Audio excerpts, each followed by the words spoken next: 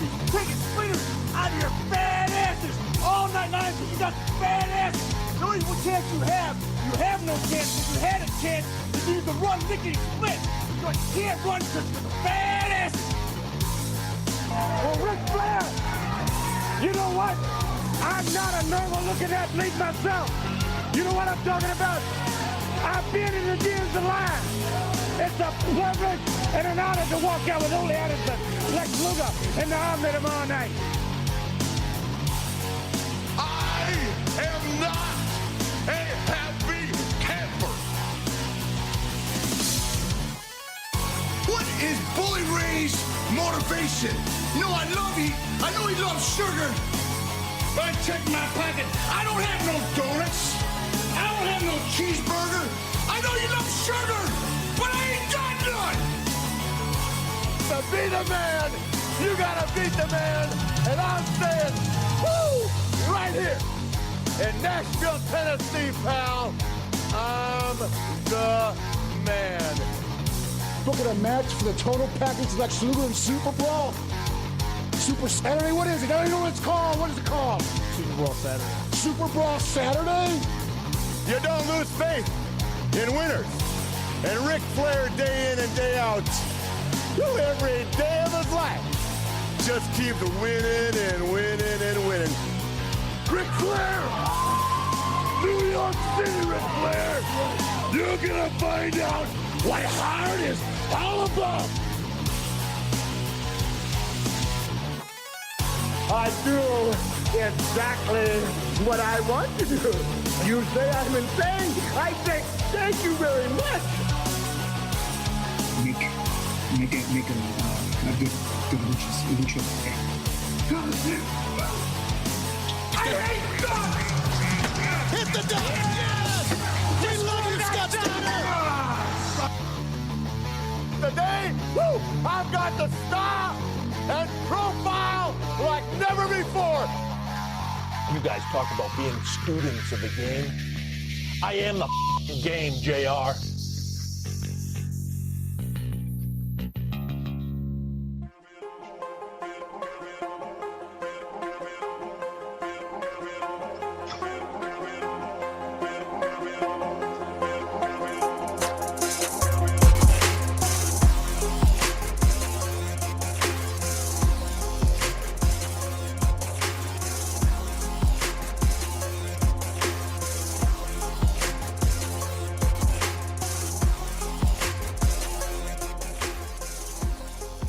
Oh yeah, what is going on, everybody? Hope everybody's doing good. It is Friday night. It is Dirt Sheet Dudes, and it is my fault that we did not do a show Wednesday. I was not feeling well.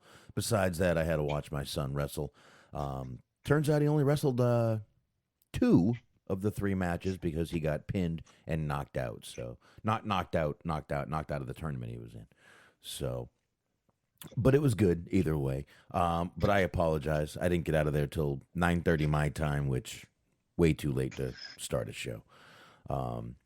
And that's about it. So we got plenty to talk about once again. I am Boxman over here. I've got Big Daddy Smark across from me. What's up, Smarky? What's going on? You got to teach him. To poke the eyes, maybe to throw some salt in the opponent's face. I told him foreign objects, but they're frowned upon, is what I've been told. Well, yeah, I mean, they're frowned upon in all forms of wrestling. You just have to know the right, time to work it in. I know. I need to get him. Like I told him I would be his Fuji. He didn't get the reference. He just didn't get it. But Eric is also here. What is up, Eric? What's up? Oh, how are you guys? Well, I'm doing better than a bunch of WWE wrestlers out there. I think all of us are right now, to be honest with you. We joked a couple of weeks ago, yeah, closer to the holidays, they'll probably do this again. Well, I guess we weren't lying, were we, guys? No. Sometimes I hate mentioning things on this show because they actually come true. And that was one thing I was not hoping to come true right there. I know a lot of them are going to get paid while they're on their non-compete. But a few of those people, they literally just plucked off of a 30-day non-compete, put them under a 90-day non-compete, and pretty much just screwed them, in my opinion. Pretty much screwed them over. But that's neither here nor there. We'll get into that in a little while here. Guys, you want to knock plugs out real quick? Sure. Let me do this. Sure. Let me do this. Let me do that. And Eric, why don't you kick it off? Listen to Everything Unscripted podcast on blogtalkradio.com/Everything Unscripted podcast. Tonight we did a Raven retrospective, but with a little twist. We're doing this different format. Getting the fans to vote for top 10 matches and moments of their careers, and we did that tonight with Raven. Pretty good episode with me and Daniel and Doug. And then tomorrow, listen to Doug and Daniel on for the Unscripted Unlimited show, 2 p.m. Eastern time, and then Gary Cass on Sunday with Mindy and Daniel. Busy. All right. Which brings me to the high marks. Definitely want to be checking those guys out, too. It's Cheeseman, it's Mojo, it's G-Wiz. It's a great time. It's Sunday nights, 8:30 p.m. Eastern Time. Check them out on Mixler.com/Metal Mitt Network. That's right, there's 2 T's in Mitt. Make sure to check those guys out. And, of course, you got Bobby Anthem and Bobby Blades. They are the Inhumans. They're on the Inhuman Experience. You should already be subscribed. If you're not, go to your usual platform, hit that subscribe button on the Inhuman Experience, and you will be a much better person for it. And Stephen Milan, go check him out, reviewing movies, letterboxd.com/Stephen Milan. He is over there reviewing tons of films, I think he's over 8,000 at this point. I need to actually go check. And, of course, don't forget Hollywood Hangout, Mixer.com/Hollywood-Hangout. Can't say that too many times fast. But tomorrow night, I'll be there, 9:30 p.m. Eastern Time. And I will be doing Robert Lasardo. Trust me, you know who he is when I show you, you will know. And I'm actually going to be doing that live on YouTube tomorrow night also. So go to Hollywood Hangout. Just search Hollywood Hangout or Hollywood Hangout Podcast right there on YouTube. Smark, wrap us up. You got it. Mondays, 8:30 p.m. on the Metal Mitt Podcast Network on the Mixing Machine. It is time for Cheese on Sports with Cheese Man, G-Wiz, Luke Burge, and myself. We are talking NBA, we're talking NFL, we're talking NHL, and we're talking UFC. We have plenty to do, plenty to talk about. You don't want to miss it, so be sure to tune in. You also want to tune in Sundays, 2:30 p.m. on the Metal Mitt Podcast Network on the Mixing Machine. It is the Mojo Machine Guns with Mojo and with Dirt. And last but never least, be sure to check out our friends at Planet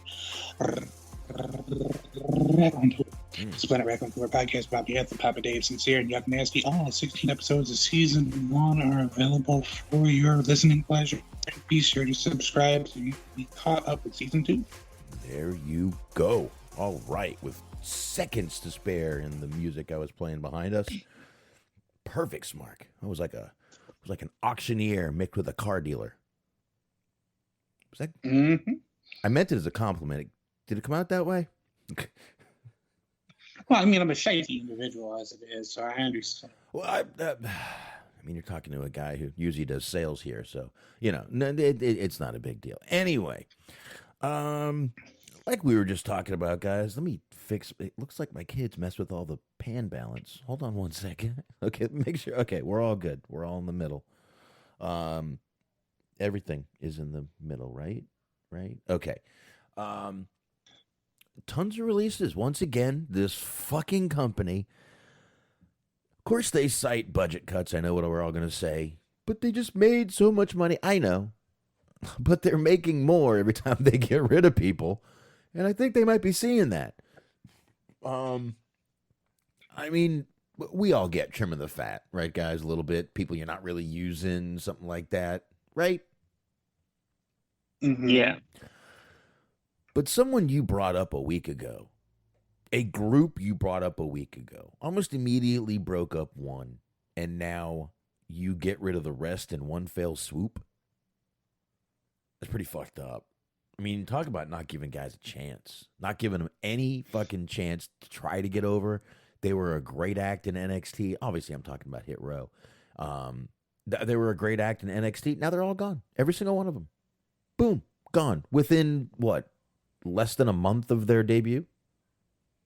And I mean, they doubly fucked them because they got them to sign main roster contracts, so they just basically padded out the time before they could compete again. Right. Exactly. Like I was saying in the beginning, they really just kind of screwed them. They're getting paid for that time. Come on, you guys. They're getting paid for the 90. That's great.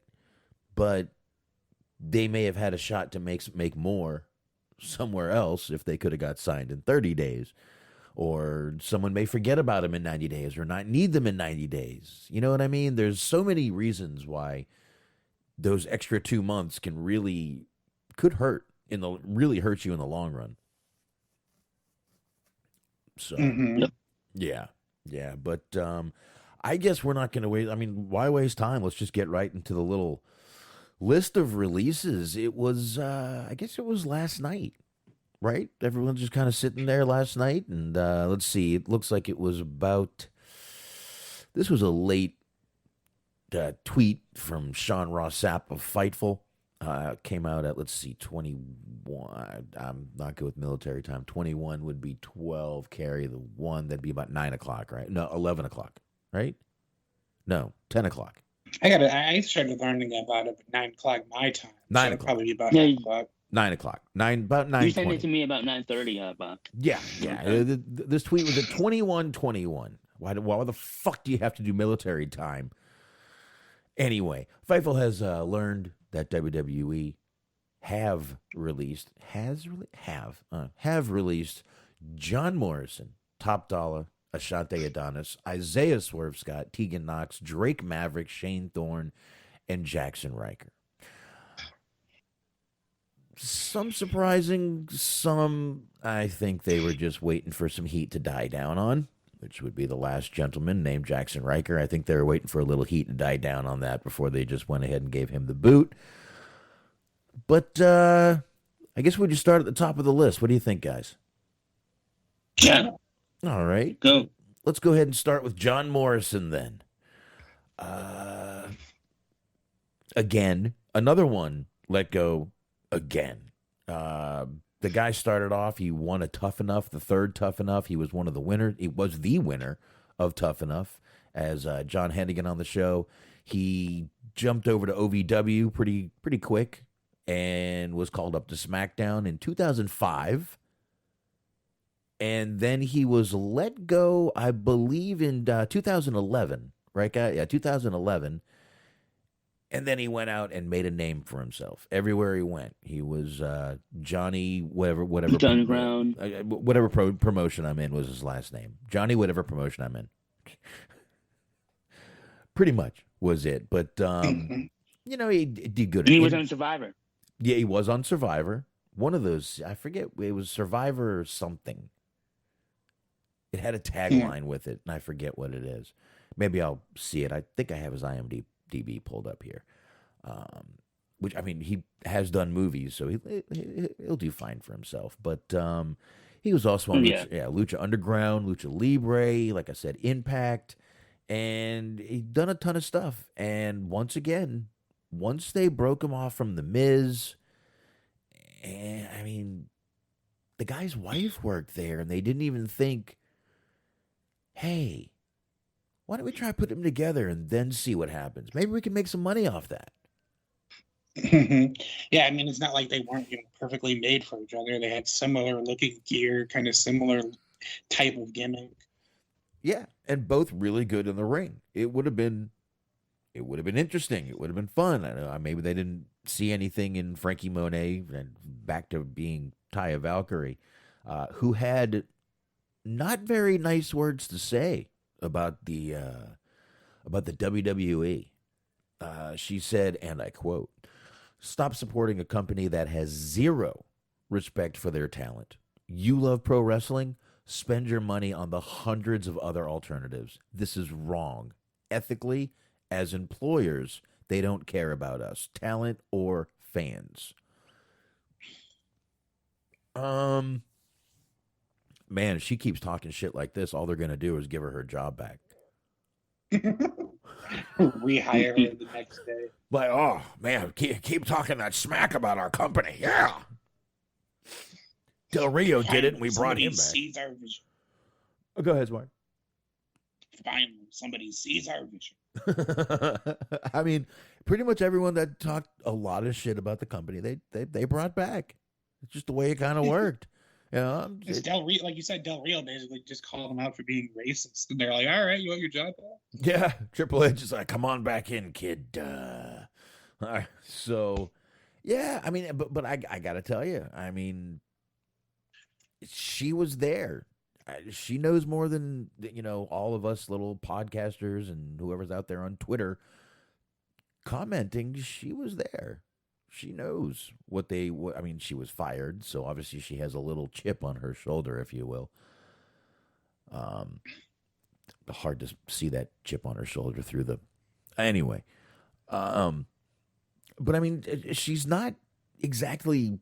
I mean, she's not really shitting on the company. She's just saying they don't give a shit about you, us, them, anyone. I think they've shown that for the last. What would you say, 15 years? 20? 15 at least. Pretty much. I mean, this is not news that they don't care about the fans. I mean, they do the opposite of what we cheer for, what we ask for, what we want, what we paid to go to their shows and cheer for. They give us the opposite. They just love fucking with us. It seems like. So I can't really disagree with anything she said here. And she's right. At this point, there are a bunch of alternatives, and they're all coming back slowly but surely. All these shows are coming back. And no, I'm not calling anyone Shirley. Oh man, just to lay that out there. So now I have the urge to watch that movie. But anyways. Let's tie up some loose ends here. Survivor. It was Survivor David versus Goliath. That was the 37th season of Survivor. Very good season. He apparently finished 12th and became the second member of the jury. So there's something, I guess.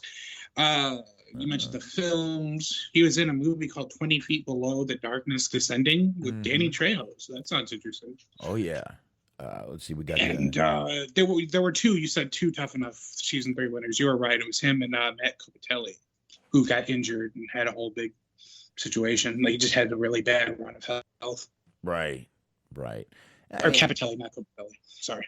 Either one. I don't remember him, to be honest with you. I do and I don't. But I mean, the guy's done a few little movies, a couple television things. I don't know. I mean, he's got some stuff, and he's even got some stuff, a TV series that's completed where he plays buff cop. And another one called the Chronicles of Rick Roll, which is announced. I don't know. Maybe they didn't want him going to do the Hollywood thing.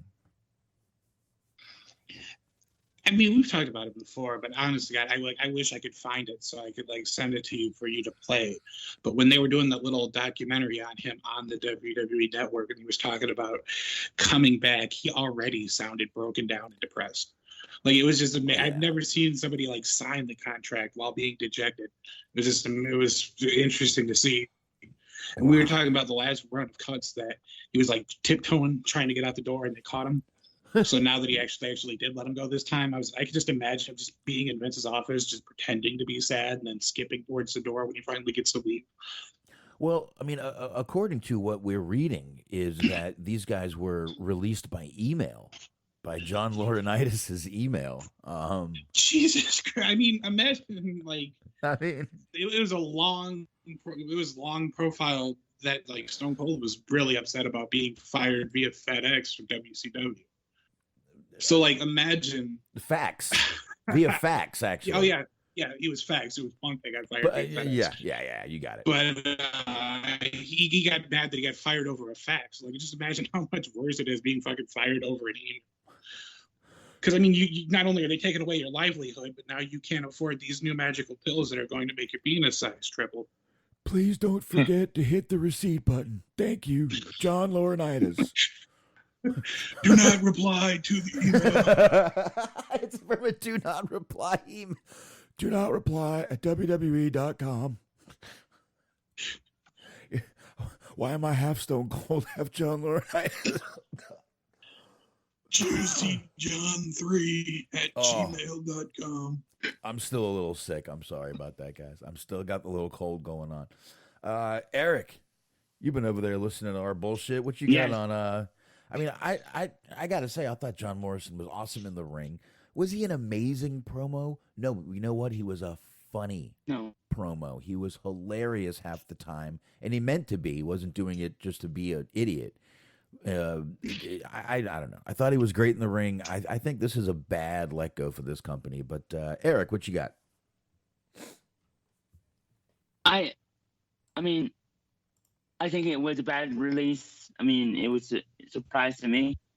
I thought they could still use him, especially with The Miz. Him and The Miz were always good together. Right. Is he done with wrestling? I don't know. I mean, I don't see a fit for him at AEW. Maybe he goes back to Impact. Maybe he goes to MLW, because MLW is starting. Apparently, they're going to have shows in Mexico. I think they have the guy that ran Future Underground is running MLW now too. So there's that. There's a connection there. All right. So who knows? Yeah, who knows? I mean, really, bring him into AEW. Switch, put him in that little crew with what's his name, Jack Evans and Helico. He'd fit in with them. And Matt Hardy. Yeah, bring back Worldwide Underground. I'm all about it. There you go. When they would play they would play the guitar, the air guitar, and they would actually just add the sound effects in there. It was phenomenal. See, there you go. That's what we need. We need to bring something like that back. I don't know, man. Like I said, I really think that guy was really, really a hell of a fucking in-ring worker. He did some pretty crazy shit in the ring. So Morrison, I think, is a bad let go, but we're going to keep getting... I think MLW is a good place for him. Probably. I could see him ending up there, but I could also see him being picked up by an AEW. Again, they like that kind of style. That's more their flavor, I guess you could say, when it comes to wrestling. Yeah. That really is. I mean, imagine him, even Impact. Again, it just stop sending these guys to their fucking to the gas chamber, man. Quit it. I mean, he went there voluntarily last time, so who knows? But yeah, I mean, you got Impact, you got MLW, like you were saying, you have Mexico. He's wrestled in AAA before quite a few times. Him and Taya. Taya speaks fluent Spanish, so that they'll be fine there. I could see him making a couple, maybe not like a regular, but I could see him making a couple of spot shows for GCW. Like, there's all kinds of places that he could go. It just all depends on where he wants to go. I'd make New Japan? I don't know, maybe. I mean, he's got talent for it, but like didn't seem like there was really any interest last time, so I don't know if anything has changed. Well, he's got a little bit of a different push this time, a little more time under his belt. So, things may have changed since then. And right now, I mean, 90 days is probably good for him, because right now, who knows what's going on over. I'm not even sure what's going on with the COVID situation over there in Japan. I think it's starting to open up from what I've heard. Is it? It's becoming a little easier for people to get over there. By the way, since we're talking about New Japan real quick, sort of an update, I guess we were talking about quite a while ago. Bronson Reed got cut. He made, over the weekend, showed up in New Japan Strong, so he's going to be a part of, at the very least, the New Japan USA contingent. That's cool. I'm glad he landed somewhere, man. Seriously. I really am. That guy, I mean, there's another one, man. That, they were pushing, they were getting ready to do this with him and that with him, and having them SmackDown dark matches, and then it's like, hey, by the way, budget cuts. You stuck to your cut. Yeah. Did you get my email? Anyway,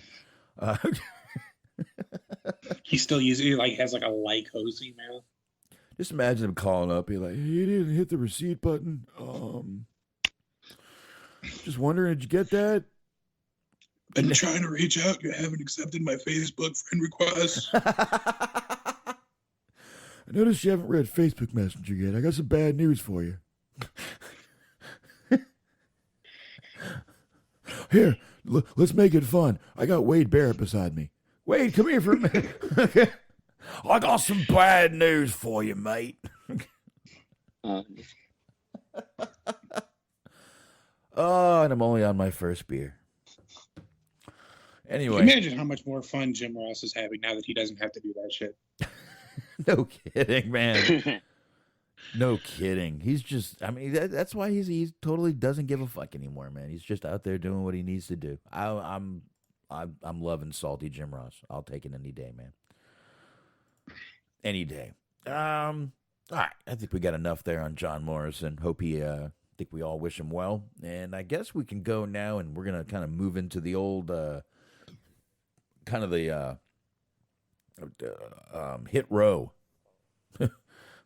What a proper name for that group, right? Hit row. They all had hits out on them, didn't they?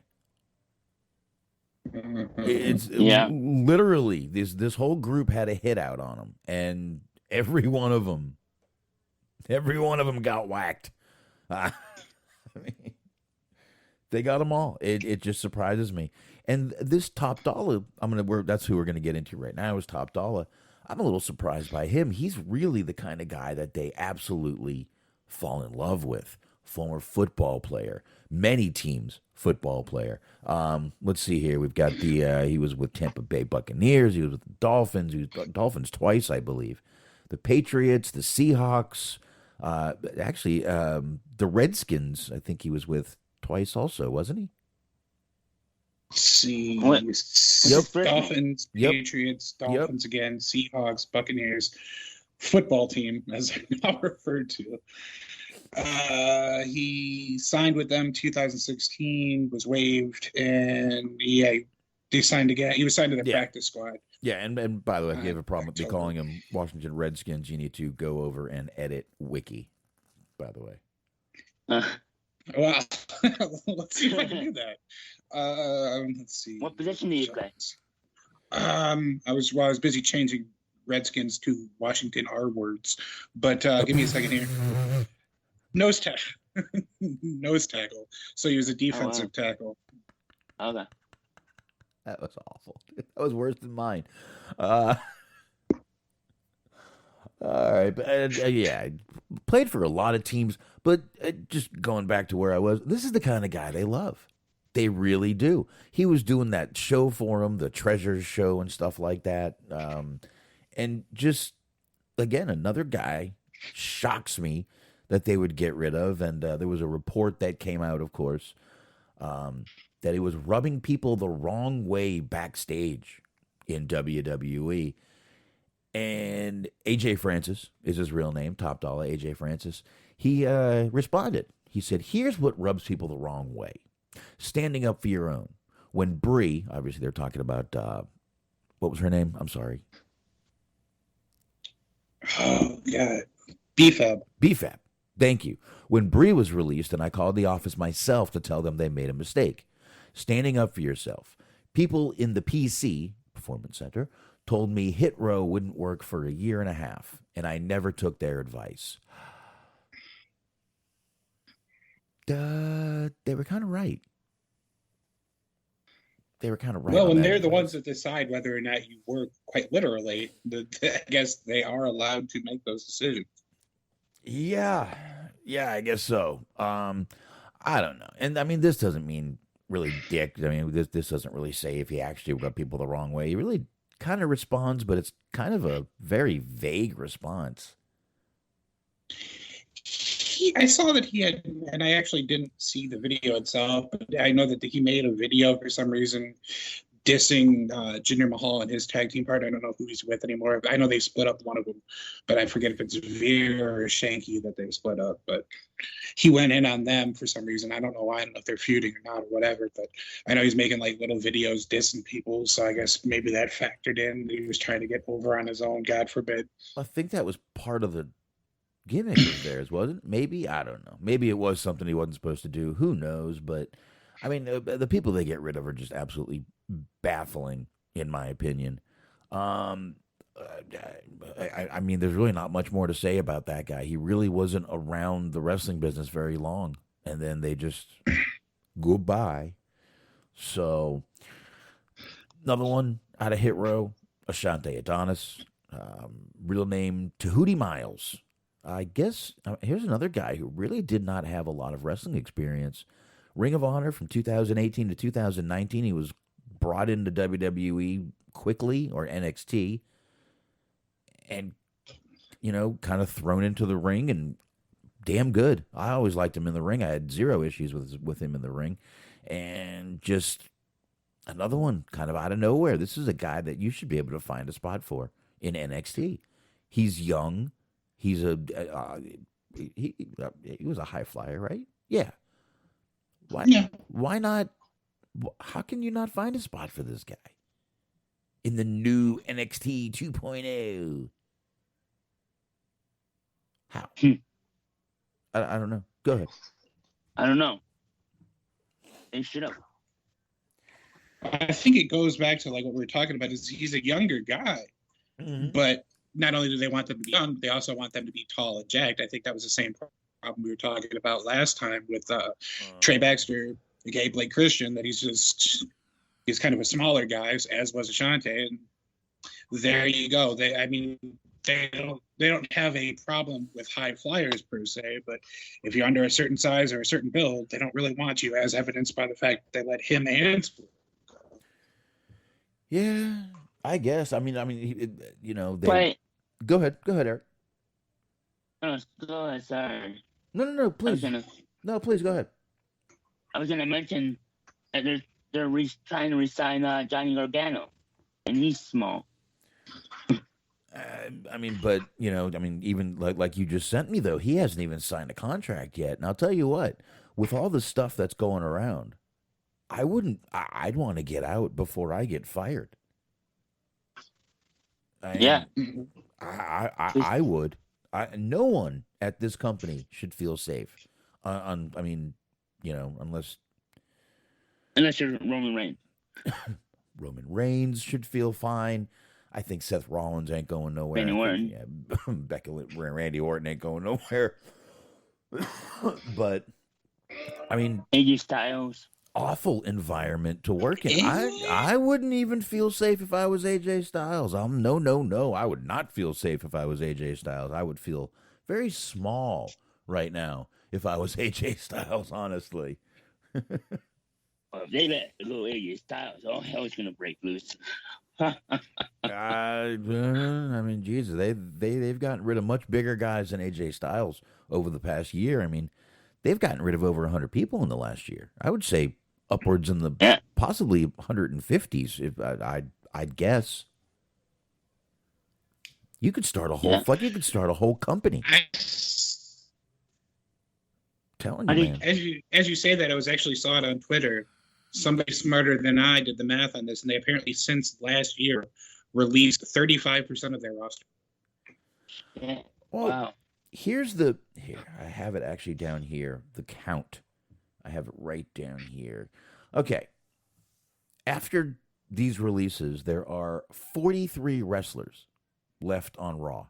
There's 32 guys, 11 women. 36 on SmackDown, 27 guys, 9 women. 9 women, that's it. 11 women, that's 9 women? That's it. And that's out of the 79 that are active on the main roster. You got a few free agents out there. You got John Cena, Goldberg. I don't know why Asuka and Bayley. Oh, because they're still healing. Elias, which no one knows where the hell Elias is. Yeah. Lacey Evans, I believe she just had her baby.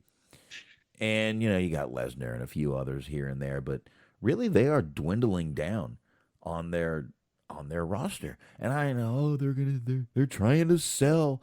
No, They're gonna become an indie company. no, they're not gonna be. I don't think so. No, I'm being sarcastic. I really think they're just trying to trim the fucking company And down. Royal Rumble's gonna look like. And they're gonna have to have people come out 2 and 3 times, man. It's Randy Orton Just have like again. under the ring. Yeah, exactly. Just have. I mean, you think about it, like the female Royal Rumble, they have, like you said, they have 7 or you have 9 on SmackDown. And I forget what the number was you said they had on Raw. So it's gonna be like a lot of fucking NXT people, Yeah. And then they just got done firing a bunch of people, so they can't bring them. Yeah, they'll just fill in, and you got Zoe Stark, who's hurt in NXT right now. I think she did something to her shoulder, I believe, elbow, shoulder, something like that. Yeah, it was during that the Halloween Havoc, the latter. Right. Yeah, she's hurt. You got a lot of women hurt, and I'll tell you the truth. I mean, I know you got plenty of guys, but how many of those guys are really getting really? How many of those men are getting pushes right now? Like None. Like 8 on each show. That's it. I wouldn't. Yeah. I wouldn't feel safe. I would not feel safe if you're sitting around and catering every week. Man, call JTG and ask him where the fuck he sat for a fucking 6 years. Where did you go exactly? Good. Now, do you think that they want to sign Johnny Gargano and then they'll cut him like 2 weeks later, just so he can so they don't he has 90 days? No, I think they'd be stupid not to sign Gargano with everyone they're letting go. He's one of their top stars and has been for a while. Yeah. But I could see him feeling, again, kind of small in that company at this point right now and just wanting to get out before he's, booted out. I could see it, but I could see a WWE not wanting another main talent of theirs, for lack of a better term, defecting over to AEW. He's kind of got an interesting decision to make, though, because they're saying that his, according to Wrestling Inc., that's the they in this portion, his contract's set to expire on December 3rd, Friday, December 3rd.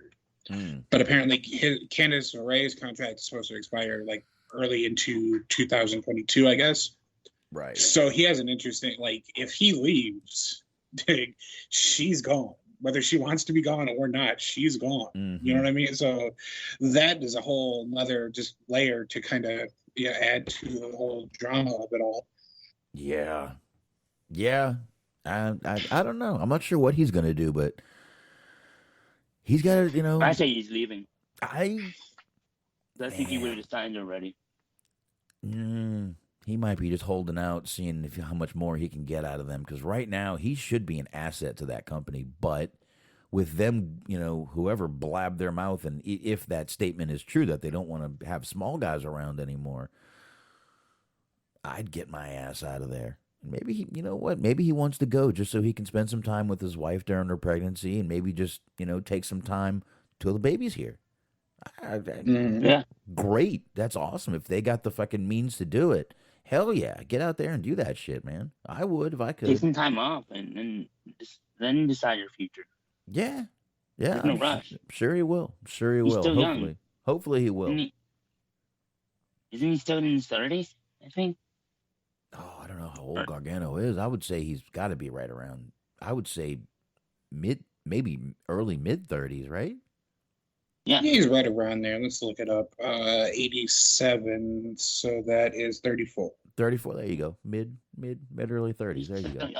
Right there. I mean, if he went to AEW, the dream match I want to see is Johnny and Bryan.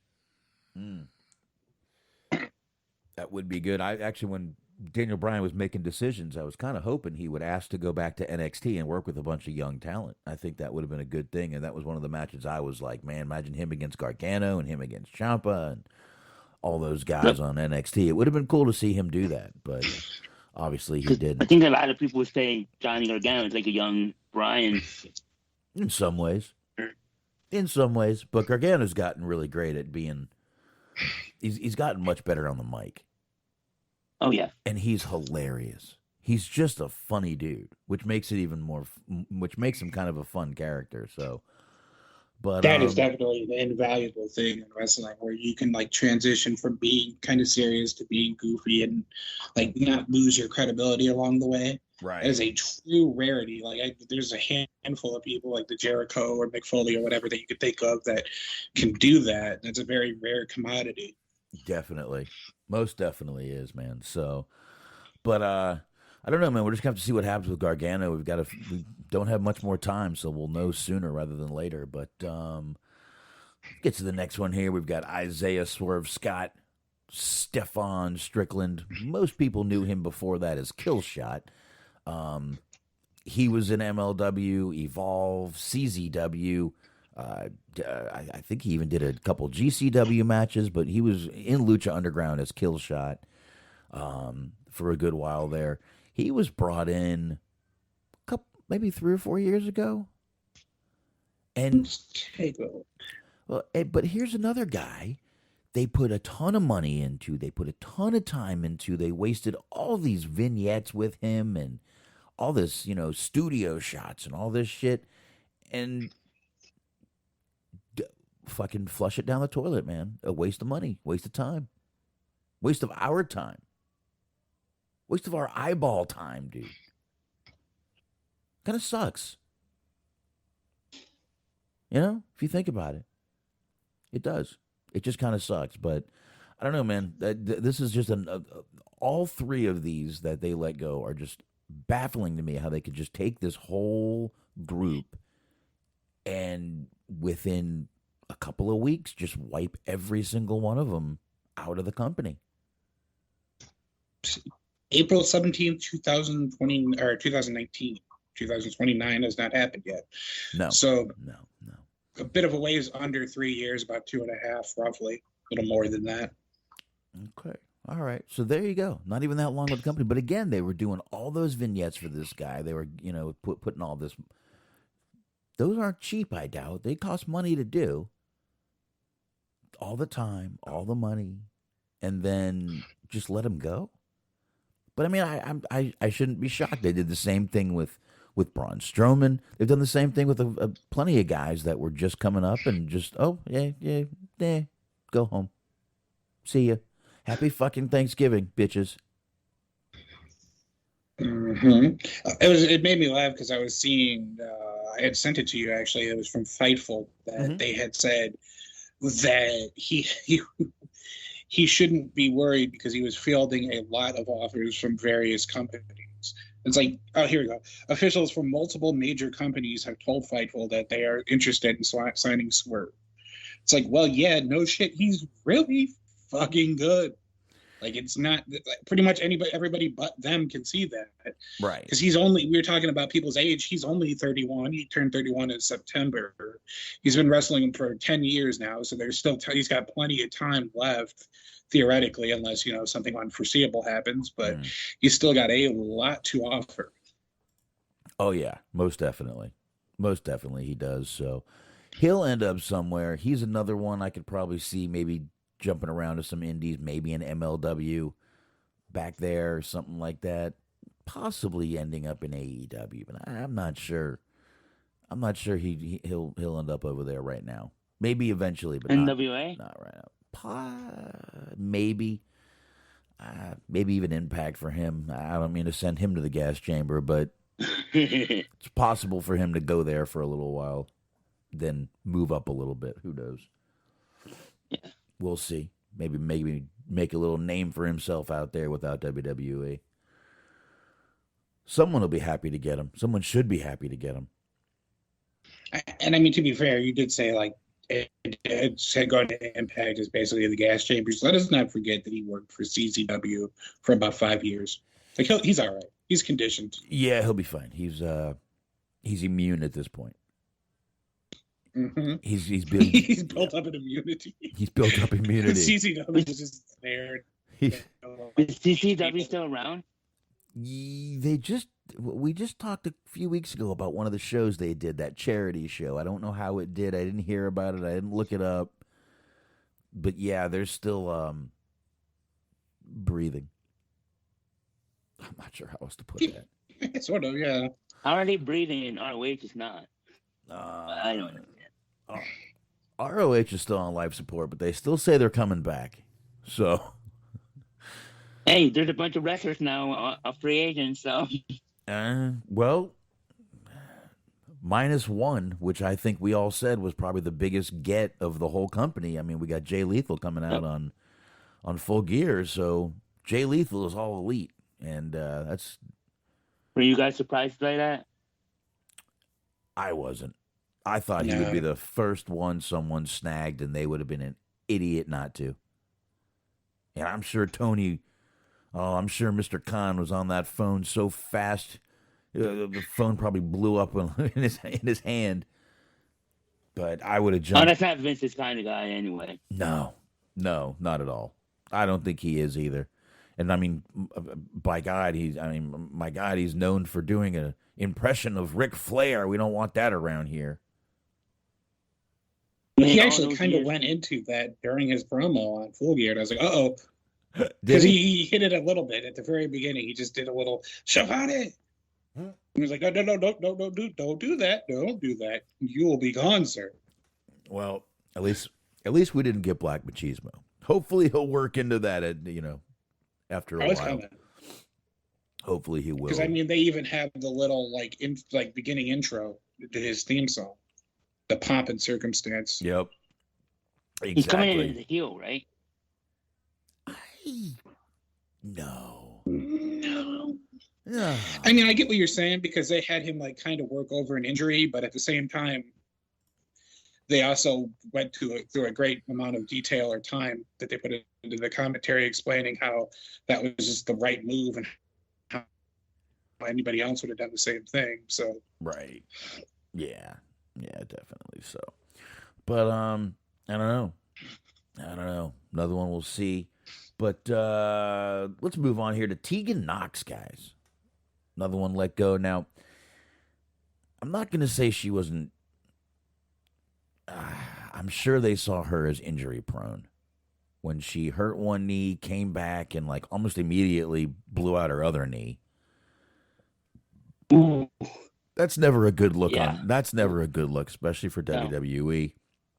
But I mean, let's face it, they've kept on wrestlers that have been the same way. I mean, Jesus Christ, Dolph Ziggler used to get fucking concussions every other week, and they kept him on. He's still there. I'm not sure why, but he is. Are you surprised he wasn't one of the releases? No. Surprised he hadn't been cut. No. At all. Someone loves him, or he's another one that has Pat Patterson with a woman or something. I don't know. He has pictures of it or something. I still have no clue about it. It has just dawned on me that he is now the new JTG. He's never going to get fired, but he's going to keep posting cryptic tweets that implies that he wants to leave. Of course, he gets the little rabble rousing going before when his contract is coming up, and does a good job at it. But Tegan, he's a company guy. Yeah, he is. But Tegan Nox is also another one who came over here from the UK and could now have an issue with her visa, which a lot of people are having once they lose their job. She was over there on the independent circuit, though, over in Britain at at Attack Pro Wrestling Progress, which I've heard of Progress, and even What Culture Pro Wrestling. I did not know they had a pro wrestling group, but there it is, and Fight Club Pro. So she has worked overseas before, obviously, but another one that actually had wrestling experience. Why do they get rid of people with wrestling experience? Weird. They want to build their own people. They had it. Own stars. They had it in Top Dollar. He came from football. He had never wrestled before. They had it. They had the background story they love, the football player, the this, the that. And they didn't even give him a chance. Watch him. That is honestly the most surprising. Watch him fucking call him and be like, hey, can you host the show again? Hope he tells him to fucking suck a fat one. I mean, that's more or less what they were kind of doing with when they released Jessamine Duke, was she was still doing shit for their up, down, down, and things like that. Was she still getting paid? I would assume if she's doing it for free, she is fucking dumb. You know, speaking of up, down, down, and video games, you know, if you've got a shitty job that you can't stand that you go to, I think the next time you're on your way, just go, thank God I am not working at 2K and have to build this goddamn video game for WWE. How many times have they probably had to switch up that fucking roster for that game, dude? They put out a trailer today. What was that, Smark? That I can't tell you, but they put out a trailer today. Oh, for like promoting some of their new features, and it's funny as hell to watch because I watched it specifically. I don't care, I'm not going to get the game, but I watched it specifically to see how many people that were going to be in the trailer are still there. And that's the funny part of the trailer, is they played it as safe as humanly possible. They learned their lesson. It was just a shitload of like videos of Roman Reigns and Big E. Roman, Biggie, and Randy Orton. Is that like all that's on there? Edge and Seth Rollins. That's pretty much it, honestly. Edge, Rollins. There you go. There you go. The Usos, you could put them on there. They ain't going nowhere. Becky either. Lynch, Charlotte. I don't think Becky's going nowhere. Charlotte's always an iffy one. I don't know, especially after that little tantrum of hers. Yeah. But you see that interview?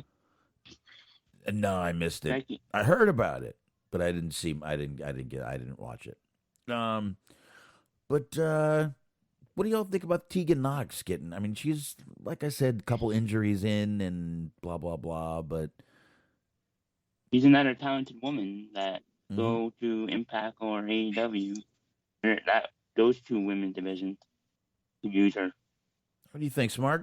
If she can stay healthy. Yeah, well, if she's been injured so much that it's kind of hard to get a read on what she can do exactly. She hasn't really had a proper opportunity to like prove herself. Right. But I feel bad, like you said, that she's one of those people who are, on the visa and who may end up having to go back to, her country that she came from because of that. And it just sucks to be in an entirely different country than the one in which you were born, in which you might be most familiar with, and have to like figure out how to get your life back together. That adds a whole extra layer of difficulty that really kind of sucks. I feel bad for her. Oh yeah, most definitely, man. I really do. But I mean, she's also been all around the wrestling world. She's done a ton of things. She was another one that they had in for the Mae Young Classic that ended up staying with the company.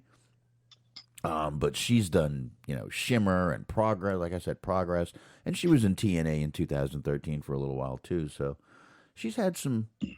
Again, I just don't get why they bring in these girls with actual wrestling experience, and they're like, no, she's not a model.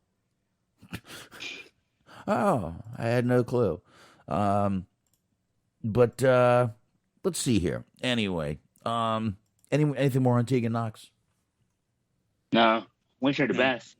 With all these. Oh yeah, absolutely. Every single one of these we do. But let's do this here. I've got next one we're going to get into is Drake Maverick, and here's another guy I feel absolutely awful for. I'm sorry. You guys can think what you want of me after I say this. I don't think I'm really speaking out of school here. They exploited this guy because of that video he made last time he got released. They exploited it. They gave him the contract on television to make a big PR, PC deal, a big deal about it. And then, once all that fucking hype died down, look what they do. Look what they did to my boy. This is what they do. They just get rid of him.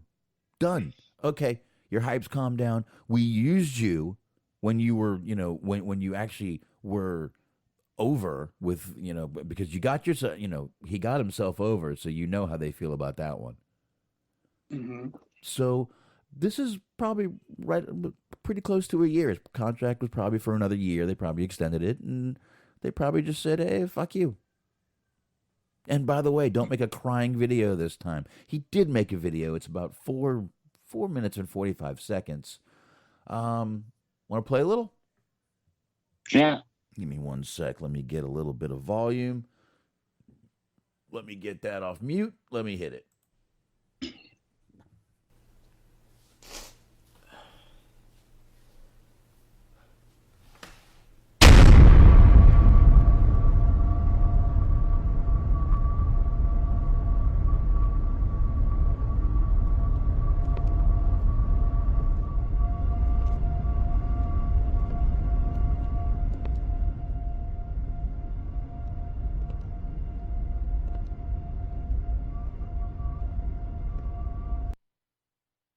All right, real quick. This video isn't what you think.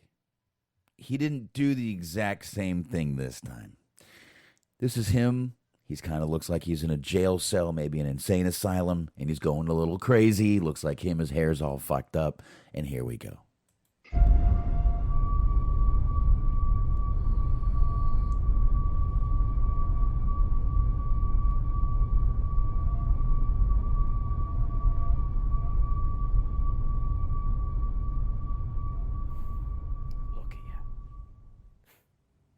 Can't pull this one again. Get up. You're going to be fine. I mean,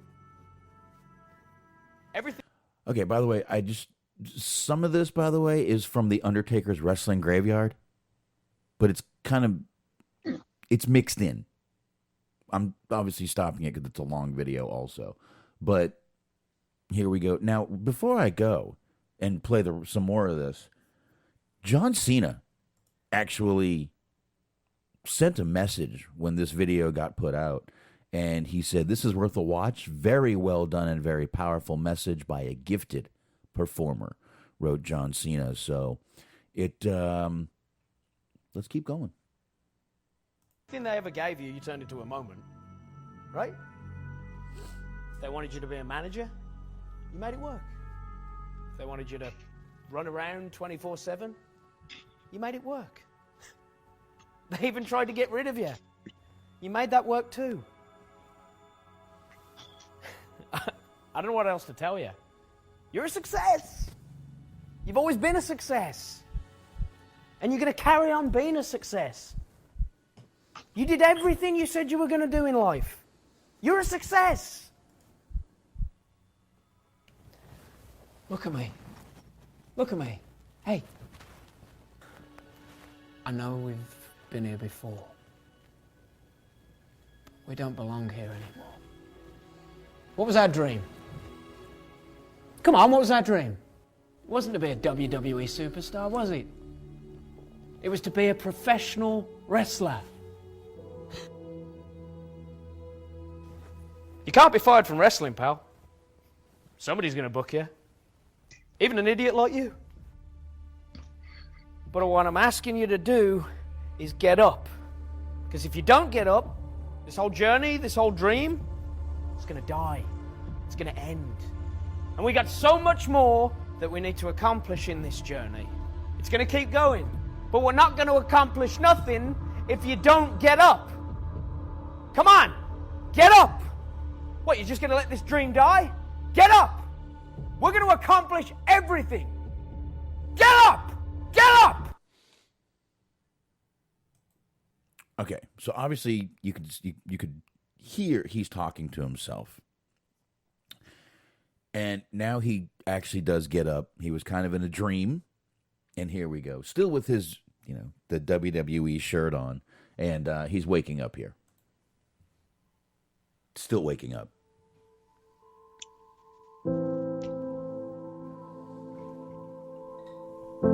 There's just a circle of light in front of him. With a video. A phone, so like he's making a video.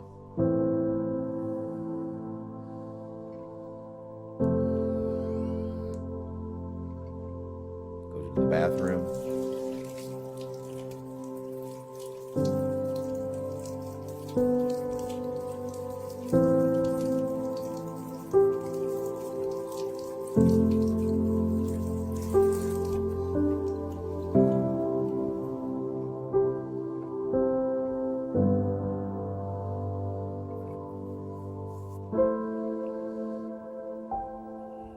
takes off the WWE shirt.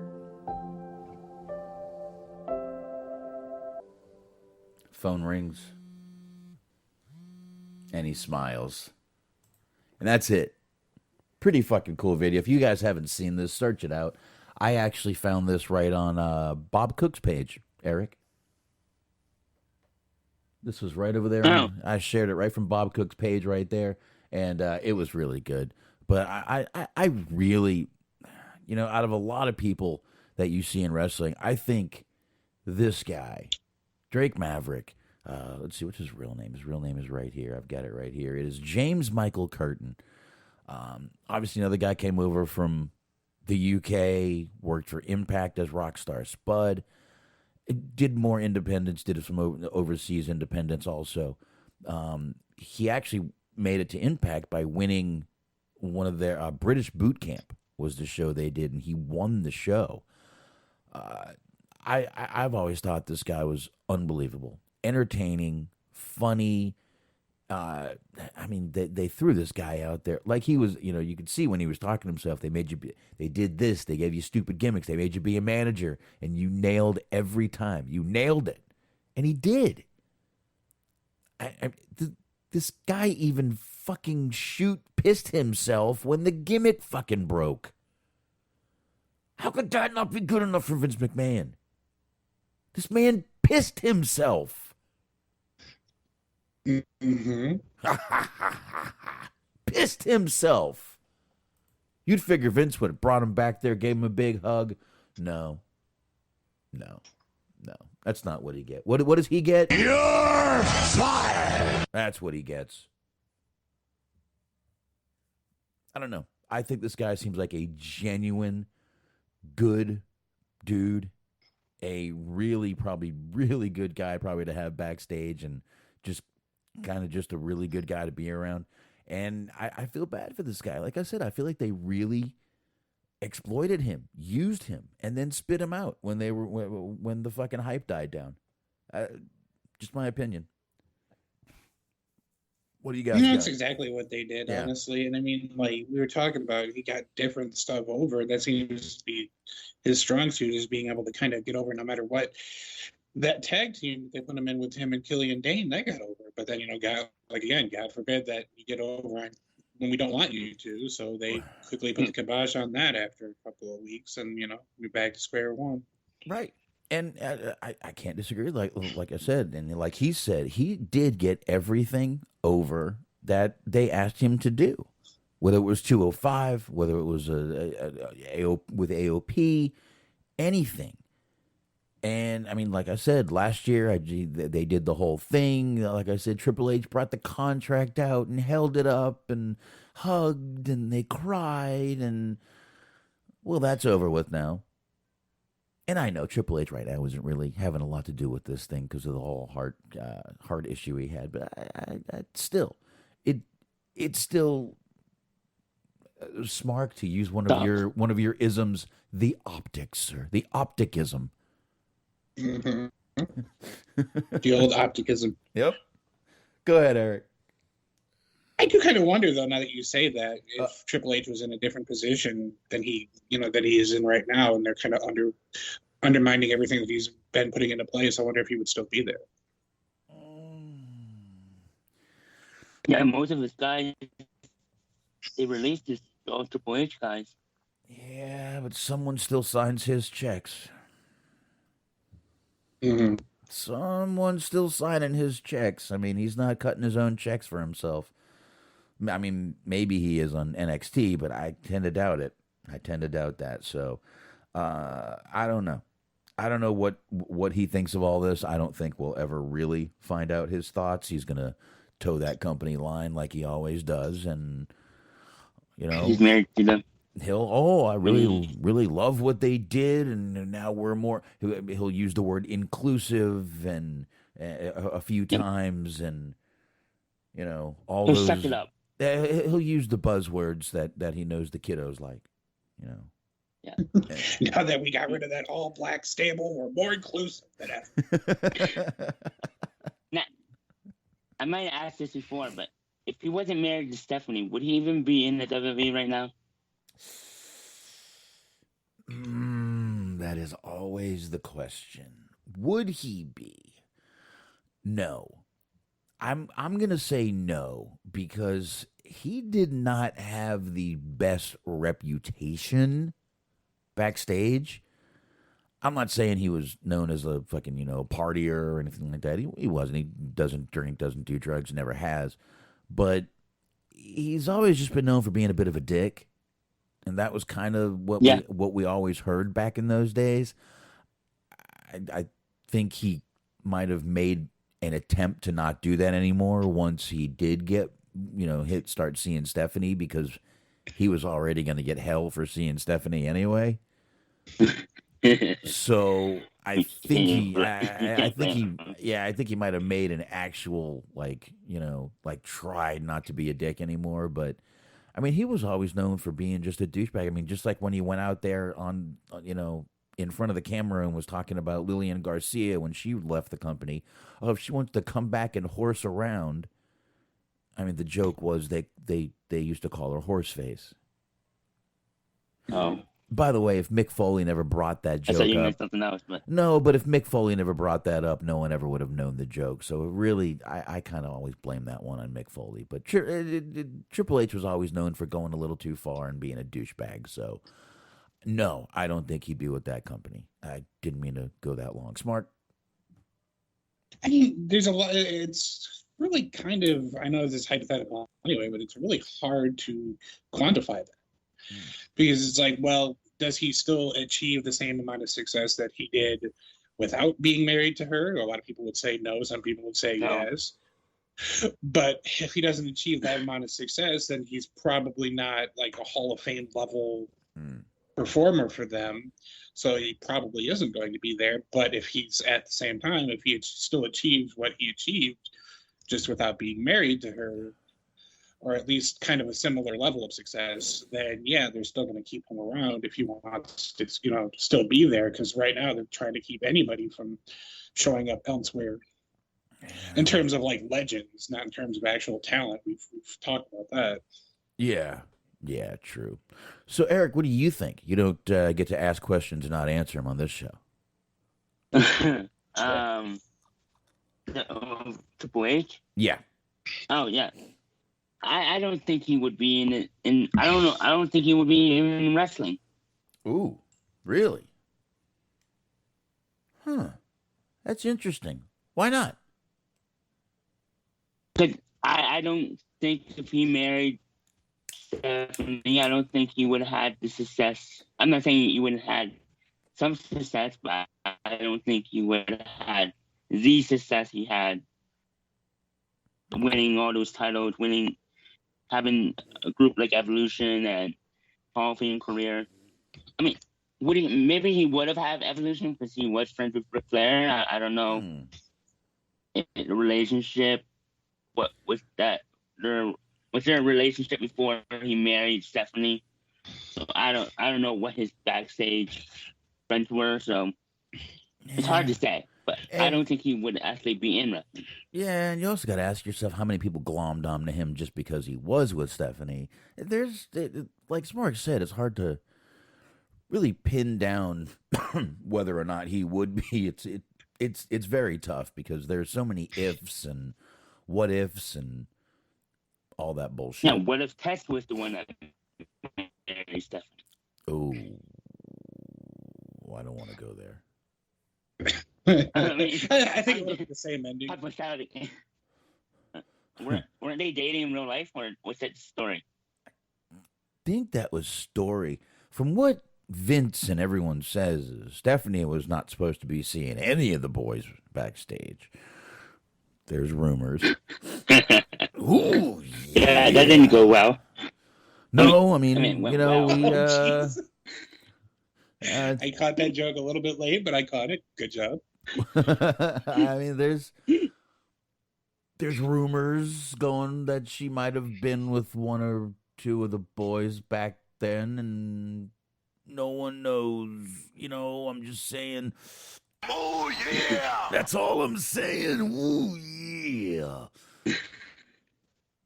The company's daughter. I mean, Ooh. not gonna exactly do what his her father says. So Vince, I swear I fell and it just slipped right in. You know what I'm talking about? Yep.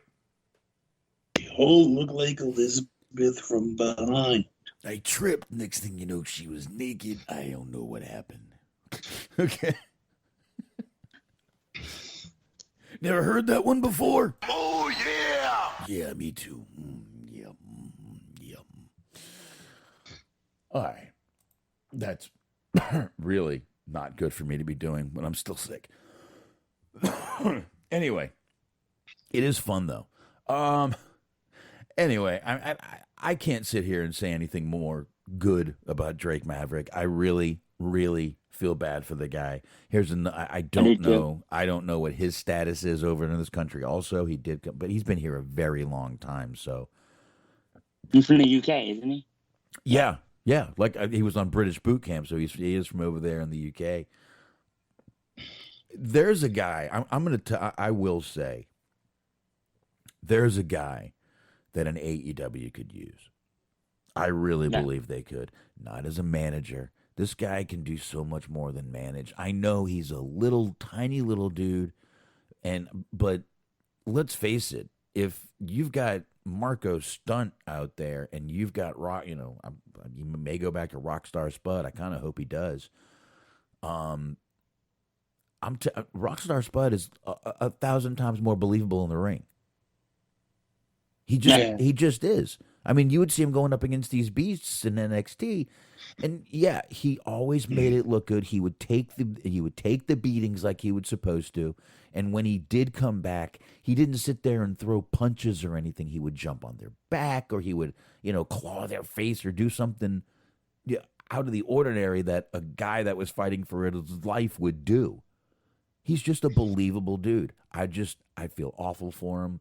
I'll say it one more time. They used the momentum he had going after he got fired last year. They used it, they exploited it, and then they just shoot him up, spit him out.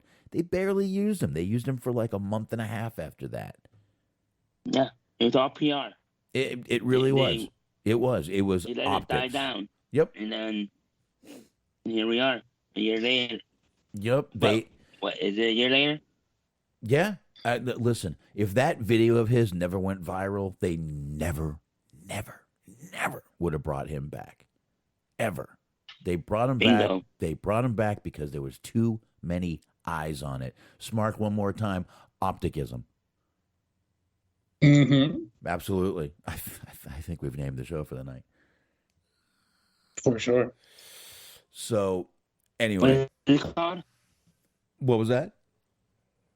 What was the show called? What's the show title called? Opticsism. It's a completely made up word, which is always good for a show name. Oh yeah.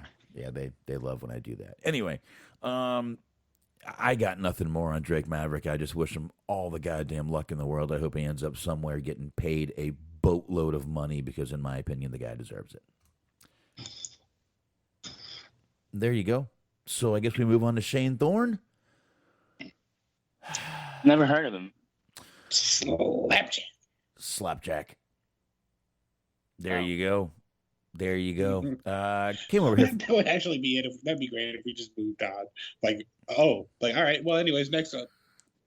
I mean, have you guys heard of him? Well, I got to tell you, this is another stable. They're slowly getting rid of everybody. I don't see him getting rid of Ali. I actually think Ali was probably not even supposed to be in that role. Somehow slipped into it. But I've slipped too, brother. No,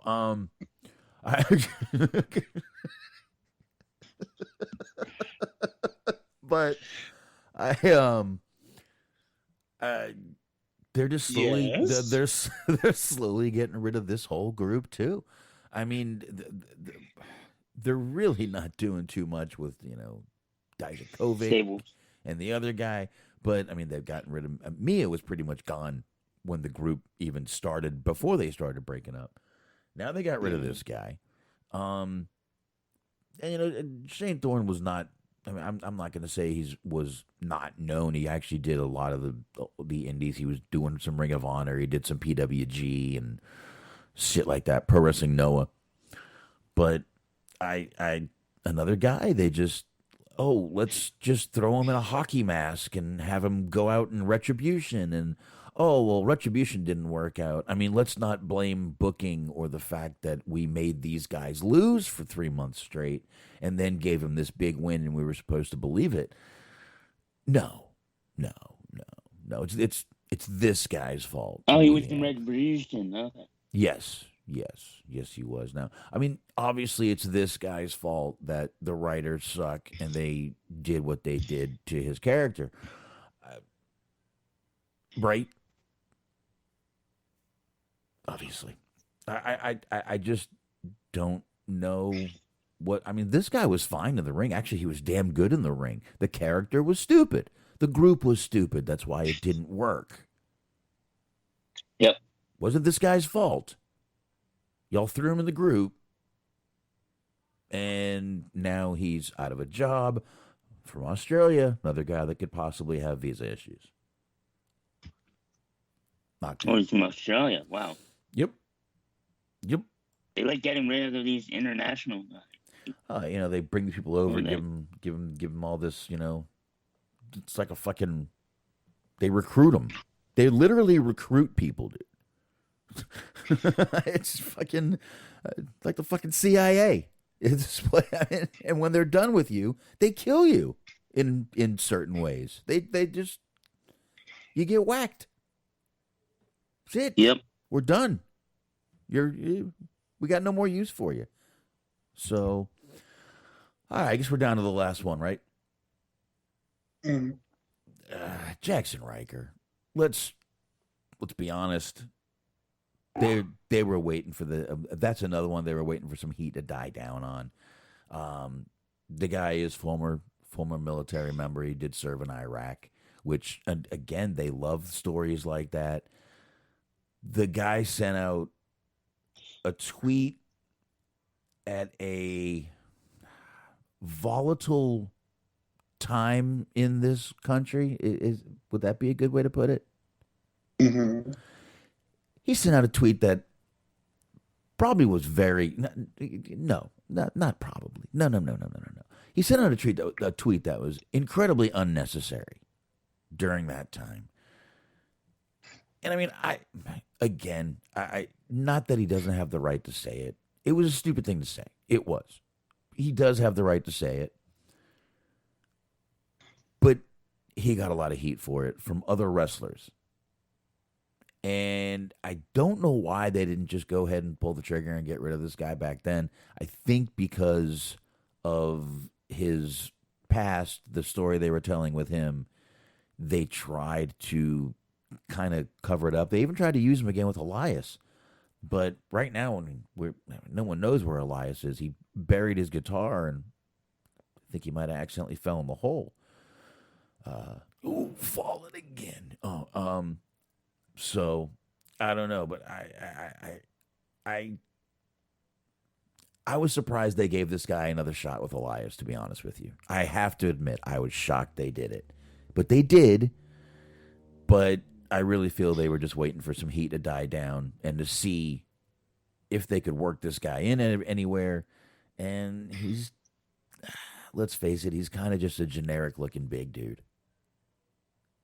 Yeah, I mean, he, outside of everything, like you said, that caused kind of the problems, just as a performer, what did he necessarily offer that you couldn't get from any other, number of people? So he wasn't a terribly versatile talent. It didn't seem like he was over all that much. Didn't really seem like he was that great of a wrestler, that great of a promo. It didn't really seem like he brought much of anything to the table, honestly.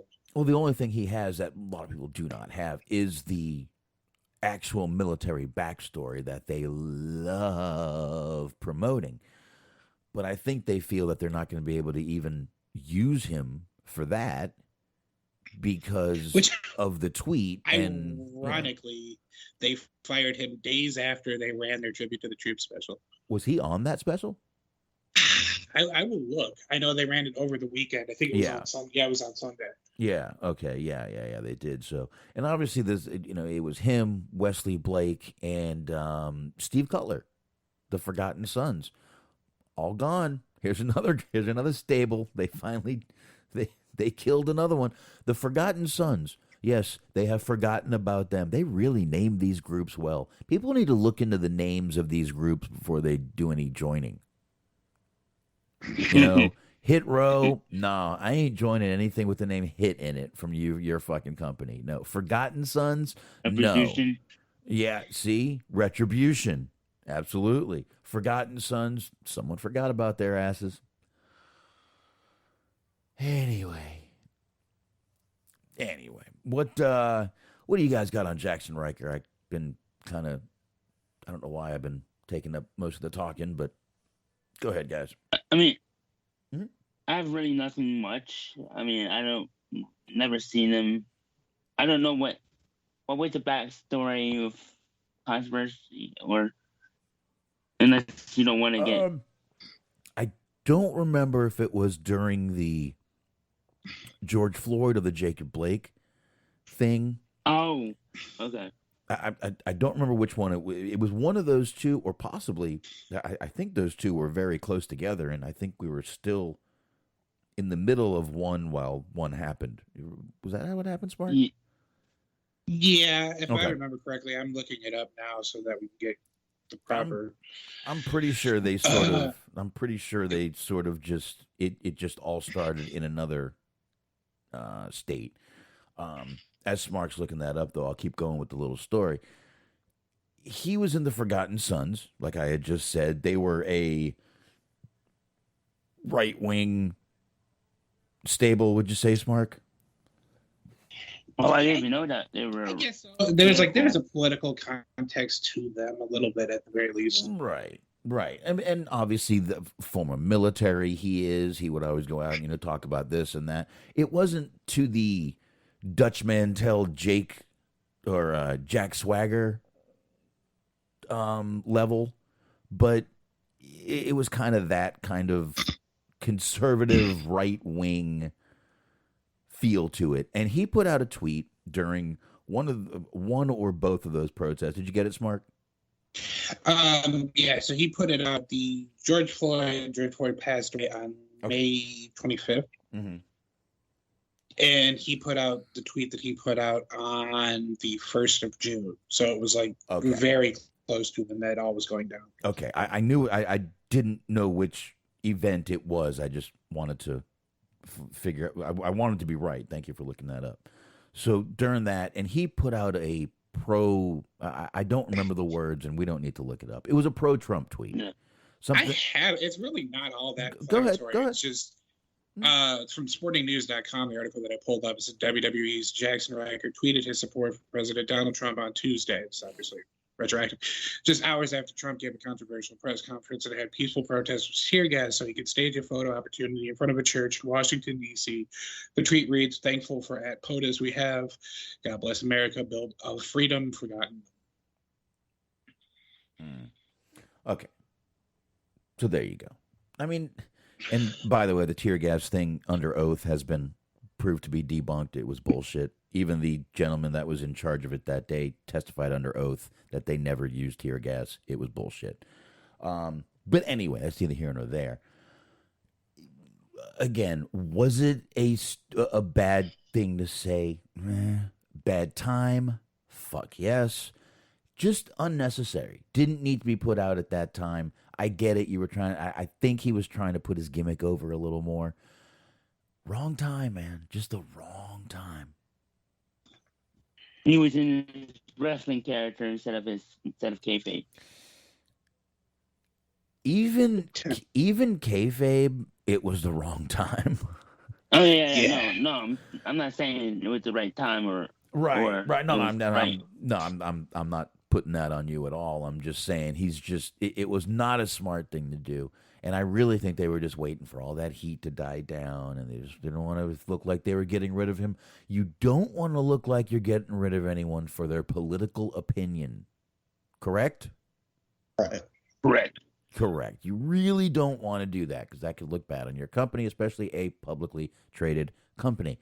That would be getting rid of a former military veteran, So, but I mean, they weren't really doing much with him after the whole Elias thing anyway. So, whatever. I'm not saying this is the same thing, but didn't they just get rid of Nia Jax for not being vaccinated? She says She says that's not true, and I got to tell you, people have been coming out and saying they've never been told that's a reason, and I really don't believe that. We didn't believe it. What was it? 2 weeks ago we talked about it. Jesus. Yeah. Was it only 2 weeks when the last fucking mass firing was? My God. I think so because it was in November. More or less, because it happened. Actually, it was a little bit in October. Yeah, it was at the very end of October. That's the week of Halloween. So about 3. It happened that Thursday. It happened right after we were done with the show, of course. No. So we didn't get to talk about it until the first Wednesday of November, the 2nd. Yeah. Right. So, but anyway, that's all of them. There were 8 releases just this week. And this happened on Thursday again, too. Don't forget, guys, we got Christmas coming up, so I shouldn't even joke like that, dude. I really shouldn't. But anyway, JTG, though, did jump in. We did mention JTG. He was on my mind because he did jump in this and said, this was yesterday. He tweeted this. I don't know who needs to read this, but business is business. Those 3 in all caps, business is business. Don't take anything personal or react emotionally on social media. Remain a professional. The world is watching. I think that's a good tip. I do. If you are looking to get back into WWE, of course it's not a good thing to do. If you are looking to get picked up by other companies, it's probably the wrong thing to do also. You're probably best, if you're looking to get the hell out of wrestling and go do something else with your life, hey, jump on there and talk some shit. But I do think he's right because, let's face it, wrestling's a small business, and I'm sure those guys talk, and if someone's shit-talking one company, they're going to shit-talk your company if something happens there too. Exactly. So, meanwhile, I know we all especially in 2021. And, I mean, let's face it, we all do live for a little shit-talking and gossip about companies. That's kind of what keeps everyone rolling, but I do get what he's saying. And then I think he's also saying, take a breath before you jump on social media. Well, yeah. I mean, don't be emotional. Yeah, exactly. Go ahead, Smark. That you're going to regret. You might regret something that you say. Yeah. Like I was going to say, like, the perfect example of that would be the whole ACH situation, Jordan Miles, where it's like he had everybody in his corner, and then he kept going. And the more he talked, the more and more people took the opportunity to get off at different bus stops. There you go. I mean, real quick though, I do have a quote from somebody, and I'm going to leave them anonymous on purpose until I'm done because I just thought it was interesting that they decided to chime in. It says, quote, I feel sorry for the current crop of talent there. I feel like they're being served so inadequately, so poorly. There are no breakout stars because they're not putting the right combination of things together to create stars. This is from Jim Johnston. It just felt really interesting that he, of all people, chimed in because we don't ever hear him talk anything. No, you're right. We really don't. And obviously, Jim Johnson, the guy that used to create all the music for WWE and NXT at one time also. Yeah. It is. I didn't realize he was a national wrestling fan. Well, I mean, he's been around the business since he was. My God, how long was he there for?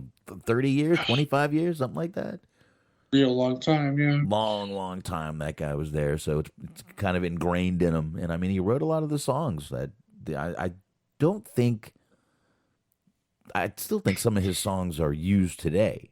So I'm sure he's still a fan, but it is interesting to hear him. And I got to tell you, man, it's interesting to hear some of the people that are actually chiming in about some of these things and saying, not holding back, not towing that company line. A lot of people are just coming out and saying, fuck it. This company's not doing, they're doing the wrong thing. I get it. I know it's the wrong thing to do. And I like we said at the beginning of the show, there's cutting the fat, and there's what the fuck are you guys doing? You know, don't hire 300 people if you don't need 300 people. Right. I mean, you know, I'm telling you, man, that must just be an awful environment to work in right now. I would figure morale at that company is at an all-time low, where all you read for AEW is how their morale is at an all-time high, especially after Full Gear. So it's, I mean, I don't know, man. You know, when you got this other company, like, we're such a family over here, and WWE's over there like fucking Sig Heil. Mm-hmm. Yeah, I'm Jewish. I can make that joke. I understand. So, you know, I'm not saying they're an actual fucking Nazi camp, but the signs are there, folks. That's all I'm saying. Well, I mean, they were responsible for hiding. So they did have Heidenreich. See, Heidenreich. Michael Cole, his ass still hurts from that. So I wonder how they pick and choose who they release today, and then they choose one big name. Did they just randomly pick out a hat? It's the old little bingo thing they used to use for to pick your numbers for the Rumble. That's what they do. Of course, you know, they just roll it around. Hey, finally we can get rid of Jackson Riker. All right. I put his name in there 92 times last month. What? I think this might be a monthly thing. I don't. Say it. That would really. I'm going to tell you, dude. If this was, I would not be surprised if there was at least people before the end of the year. Till the end of the year, I wouldn't be surprised if there's a couple. I could see one next month and one in January, and then I think we're going to get a couple months off after that. At least a couple months off. But I could definitely see we hit WrestleMania season, and then after WrestleMania. And I mean, let's be honest. And some people's contracts are just going to run out at that time, and they're just not going to re-sign. I mean, and listen, if Gargano decides not to, Kevin Owens. And Gargano decides not to resign. He has no non-compete. If your contract expires, you're free and clear. You've fulfilled your contract. You have fulfilled what you said you would do. So would they cut Kevin Owens before his contract is released? Just to spite him? No, I don't think they would. When his contract's up in January, right? Yeah. Okay. So if they released him next month, they would actually have to pay him past January. It would be you would literally give him a raise, because they pay you for 90 days after you get released. During those 3 months, you get paid. So they would literally have to pay him past January if they released him early. They would screw themselves. Yeah. Now, I could see him doing a stupid move like that, but I don't think they will. I think someone would be like, whoa. Let's do the math here. Did they know that he would go to AEW? I think I don't think they would. They're not going to release Kevin Owens right now.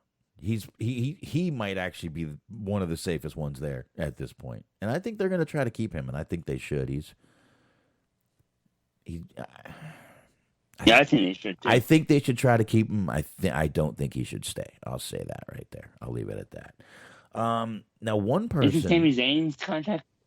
I don't know. Sorry. No. I don't know about Sammy. It is. Yeah, they're both supposed to be coming up at around about the same time. I feel like at least one of them is gone. Yeah. Man, that's a bit of a coin flip. It's not both. Maybe they come as a package. Man, I'm going to tell you, people start leaving that company in droves like that, and they start losing big stars on. I mean, they've lost a few big NXT stars. They haven't really lost any main roster stars yet. If they start doing that, ooh. I kind of wonder because, like, they had a whole thing, you know, in PWG, their stable was the Young Bucks, Cole, and Steen. Right. And now it seems like, because Omega's going to be out for a little while, getting rehab and whatnot, it seems like they're going to start shifting him to be a face. And it looks like they're priming Cole to be sort of the de facto leader. I wonder if, like, that there's something to that, as in, you know, if they're setting this up early so that a couple months, you know, they can integrate Steen in there. Could be. I mean, they may know something we don't. Who knows? But they all talk. They're friends, best friends. So yeah. I guess we'll have to see what's going on, man. But you know, it's gonna be here before we know it. I mean, I swear to God, I can't believe it's almost Thanksgiving already. Yeah. My God. What were you gonna say before I interrupted you, Bob? You really? Come on, man. I have no short-term memory. Sorry. No, I do remember now. One person though was who, when they found out about the releases, was recording a show for G4. Xavier Woods was actually in the middle of recording the Attack of the Show is the name of the show. And now the beginning of this is there's like it's a minute and 36 seconds. About a minute of this is just them backstage, not backstage, kind of getting the set ready. So I fast forwarded it up to where he walks on set. Obviously, he was on the phone with someone, and it's right there. It's a very short little clip, but let's hear what he has to say when he finally walks back on set. Make sure no mute. Mute is, let me turn the volume up. Let me do this. Let's go. Period. This is where we chill out. We take off the masks and we reveal the the hope that we're all filled with. Are you good? I'm good. Are you good? I'm fire right now. Yeah. Do you want to talk about it or no? Probably shouldn't. That's why I'm asking. Yeah. Well, let's do this. Okay. Yeah. All right. That's fine. Hi, everybody. Dude, he had to go and act normal after finding out a bunch of people he's been working with for years have been fired. A similar thing happened with Adam Cole on Twitch, where like Tyler Breeze got fired, a bunch of the other ones got fired. Mm-hmm. There's a clip of it on YouTube. Like it just shows him like looking at his phone because he gets a text, and then he's looking at his phone for a little while, just kind of like bummed out. He just looks up and goes, "Well," it's just like you could just see him being all bummed out. He's like, "Well, that's not good. I can't talk about it though." Yeah. Well, let's bring up one more guy now. Smark, and Eric, we're all sitting here. We've been basically talking about WWE Releases and how bad the company is and how it's not really going in the right direction right now, WWE. It's just not. And I guess Big Papa Pump, Scott Steiner, was somewhere over the weekend. Awesome. Someone got an interview with, have you seen this, Mark? Is it? I don't know. I've seen one that like I don't know. We'll play it first, and then I'll tell you. Well, this is a TikTok video. This was sent to me by a guy I work with, actually. He said, "You got to listen to this," and he's talking about the episode of SmackDown, and this was posted 6 days ago, so this was probably the episode of SmackDown from the night before, last week. God Steiner's on TikTok. Huh? Yeah. I don't even have an account, but this is really starting to force my hand. Well, it's an interview that he's doing with the gentleman's name is Billy Baloney. I don't know if you've heard of him. Oh, who hasn't heard of Billy Baloney? Tommy Salami. Absolutely, Sam Salami. Absolutely, yes. That his cousin, obviously, Sam Salami. It's Sam Roberts, but he's doing a terrible fucking Italian accent. Don't forget about his nephew Pete Pepperoni. Anyway, let's go ahead and this is Scott Steiner on SmackDown in an interview on TikTok. Here we go. Horrible. How was your time there when you're at WWE? Brutal. Yeah? Yeah. I mean, was the 2 times I was up there. The 2 times I thought about quitting. Really? Yeah, it's fucking weirdos, man. I mean, and the bullshit you got to put with, and now it's worse because you got one of the biggest cunts running it. Like Stephanie McMahon. What the you know about wrestling? Just because, and then Triple H. Fucking kidding me. So, yes, I mean, I feel bad for the wrestlers, because they pigeonhole them into these stupid, characters. They make everybody do the same interviews that they print out. I mean, there's no, you can't expand, be creative. It's not what my picture of wrestling was. Yeah. Everybody wants to watch. All right. So we won't be seeing him with Braun Breaker anytime soon. So let's go back to the JTG tweet. All right, not Scott Steiner. Scott Steiner ain't fucking holding back. He ain't gonna calm the fuck down. He's gonna talk the shit he talks. He always has, always will. But I have only one question for you, gentlemen. Okay. Where's the lie?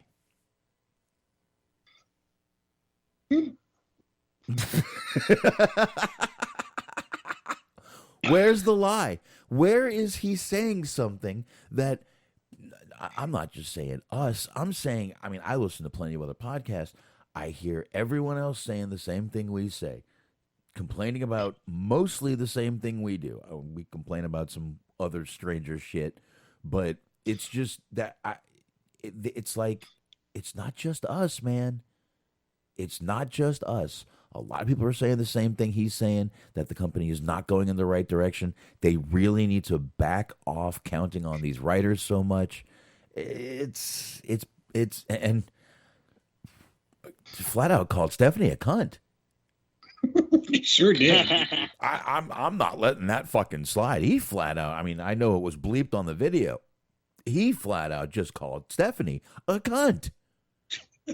I just love how we were talking about how it's not a good idea to trash them because you just never know. And he's like, well, they're a bunch of fucking weirdos, and Stephanie's a cunt, and what does that dumb bitch know? He's like, well, I mean, did he forget his nephew works for them now? Oh, he don't give a fuck, dude. He doesn't give a shit. Scott Steiner doesn't give a shit who works for anybody. Listen, this guy's picture is already up as do not let in the fucking building. All right. This guy cannot get in the fucking building. Don't worry about it. No, I don't think we're going to see him with Braun Breaker cutting fucking math promos, which I didn't see, but I heard Braun Breaker sort of, or not Braun, who was he cutting a promo against that alluded to it? Ciampa? I think it might have been. I don't remember at this point. So, Weeb's in the chat. What up, Weebs? There you go. Just thought I'd say Weave. But anyway, Scott Steiner, I had to play that when the guy at work sent it to me, and I'm like, oh, dude, thank you so much for this. This is fucking gold. Now, I believe. Can you send it to me? Yeah, I can, because he texted it to me. Now, from the name of the gentleman and the only event I know was going on last weekend, was the big event in New York. I have a feeling that's where that was videoed. More than likely. Yeah. Just, again, I mean, a guy named Billy Baloney, I'm just assuming would live in New York. Maybe Jersey. Jersey. It's just fucking Joey Janela with a mustache. Fucking New York, bro. Okay. All right. We've only got a few more things to get into, and then I almost forgot, guys. We do have Survivor Series coming up this weekend. I mean, oh boy, what an apt name for a pay-per-view. Huh?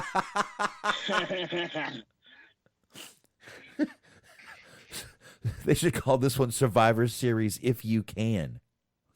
I mean, holy shit, man. Like, it's like those shitty science fiction movies where it's like, if you die in the simulation, you die in real life. It's like it's just gonna be a shoot Survivor Series. When you get eliminated, you get fired. You never know. You never know. Speaking of eliminated, Smark, that's a perfect little segue into Ric Flair has been putting out some odd tweets lately. Someone needs to take this Someone needs to take this man's phone away, or take Twitter off of it, or something. Oh no, let him go. Okay, let him. You're right. I mean, if you truly care for him, yes, take his phone away. But I have fun watching it. Well, he does have a podcast coming out. Ric Flair does. Not. Is it with No. Is it with what's his name? It is not. Conrad? It is not with Conrad. It is not with his son-in-law. No. Which Conrad's his son-in-law? Yes. He's married to his other daughter. Conrad is. Wow, I did not know that. Well, it's really hard to respect Conrad when you realize he's just a more successful version of Carol, and that's a reference that only you and Weaves will be getting, but I don't care. Yes, you're right. You are correct. I do know who you're talking about, Smark. Ric Flair, though, has been kind of he keeps teasing, making his return and stuff. And then this weekend, he puts out a tweet talking about legacies and this and that, and it said, speaking of legacies, at WWE has decided to erase mine. That's all good. However, these two belts are my legacy. And he's got the NWA belt and the Winged Eagle belt. And he said, and I'd like them returned. I've asked twice, apparently falling on deaf ears. I'm assuming that next week on At Flair Uncensored, I'll have to explain in detail. Woo! Downloading those podcasts just fucking immediately. He had one before. He did. And it was like very incoherent and rambly from what I remember. So this is going to be, he was a lot more coherent back then. So this is going to be a lot of fun. Well, and he called in a lot, and it was awful. And his lisp. Yeah, he would be fucking eating. Yeah, I remember now. He'd be eating, and his lisp was so noticeable on the microphone, dude. This is going to be great. It's going to be interesting. I will tell you that. It is definitely going to be interesting. But what is it called? Flair Uncensored. Flair Uncensored. Uh-huh. There's one I'll listen to one episode of. So, yep.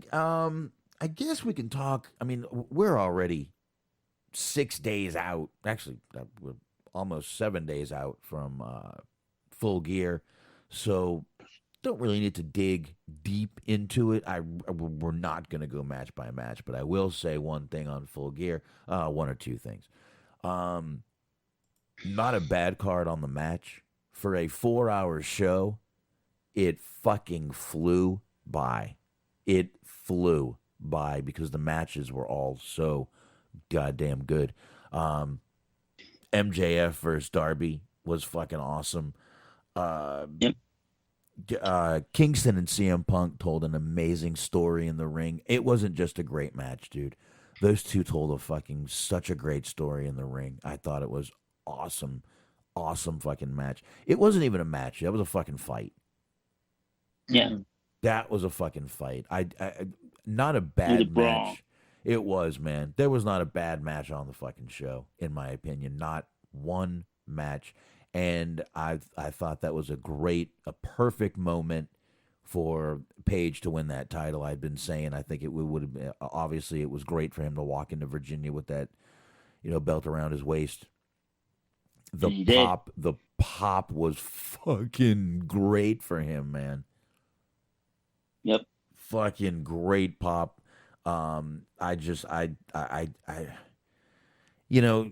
going to say it was a flawless pay-per-view. There was a few little things with the Inner Circle. This has happened to Jericho before, where he's had to deal with a celebrity and had to scream their name in order to get him up where he needs him to be. Jericho had to scream at Junior Dos Santos at one point to get him back. Made Jericho look like a fucking dumbass. It really just made Jericho look like a dumbass. I know that way. I know he did what he had to do to make the move look as good as he could, but whatever. But actually, I give him a little bit of credit. Like, okay, I his know. timing is not great, but that motherfucker in his like first match, it was either first or second. First. In his first, it was first. Then in his first match, the motherfucker did a standing moonsault. True. I could not believe it. I was like, he is not here for just because usually when they bring in celebrities, it's like, all right, I'll do a clothesline, you'll get a hip toss, of just standard fare of like, here's what you could do without seriously hurting someone. But this motherfucker was out here doing a standing moonsault. Mm-hmm. Yeah. He really went through good. a table too. Yep. Yep. he took a wanted bump. to do all. He wanted to be in there. You could tell. And Dan Lambert He got took a his. bump. Dan Lambert got his, which we knew he was going to get. We knew that Yep. was going to happen. We knew he did, but I got to be honest, man. I really feel that CM Punk Eddie Kingston match is fucking the shit I love, man. That What a whole great moment for Off the bat, fucking bag fist. that whole match was just the shit I love to see in wrestling, man. It was brutal. It was a great story, and these two just, I mean, the promos leading up to it were, I mean, just so good that it was almost impossible to have a bad match here. Did you catch the Cena spot? Yes, I did. And Punk explained it in an interview after the show. Excuse me, my throat is dry just from still being sick. And basically his the double like shoulder. Oh, you're breaking up. And there. then he did the thing where he does a spin out power bomb, and then he put his arm in the air. Yeah, he teased the 5-knuckle shuffle, and he said, "I just read the crowd, and I just sometimes like to fuck with the people." That's what he said. That's what he said in the interview. I mean, there was this whole. There was literally like 6 paragraphs in the interview, and that was one sentence in the interview. And I'm like, why didn't you just fucking, you fucking idiots? God damn. Mm-hmm. I like how they're using WWE now as like an intelligent way instead of just doing like taking shots at them. They're actually using them to generate heel heat.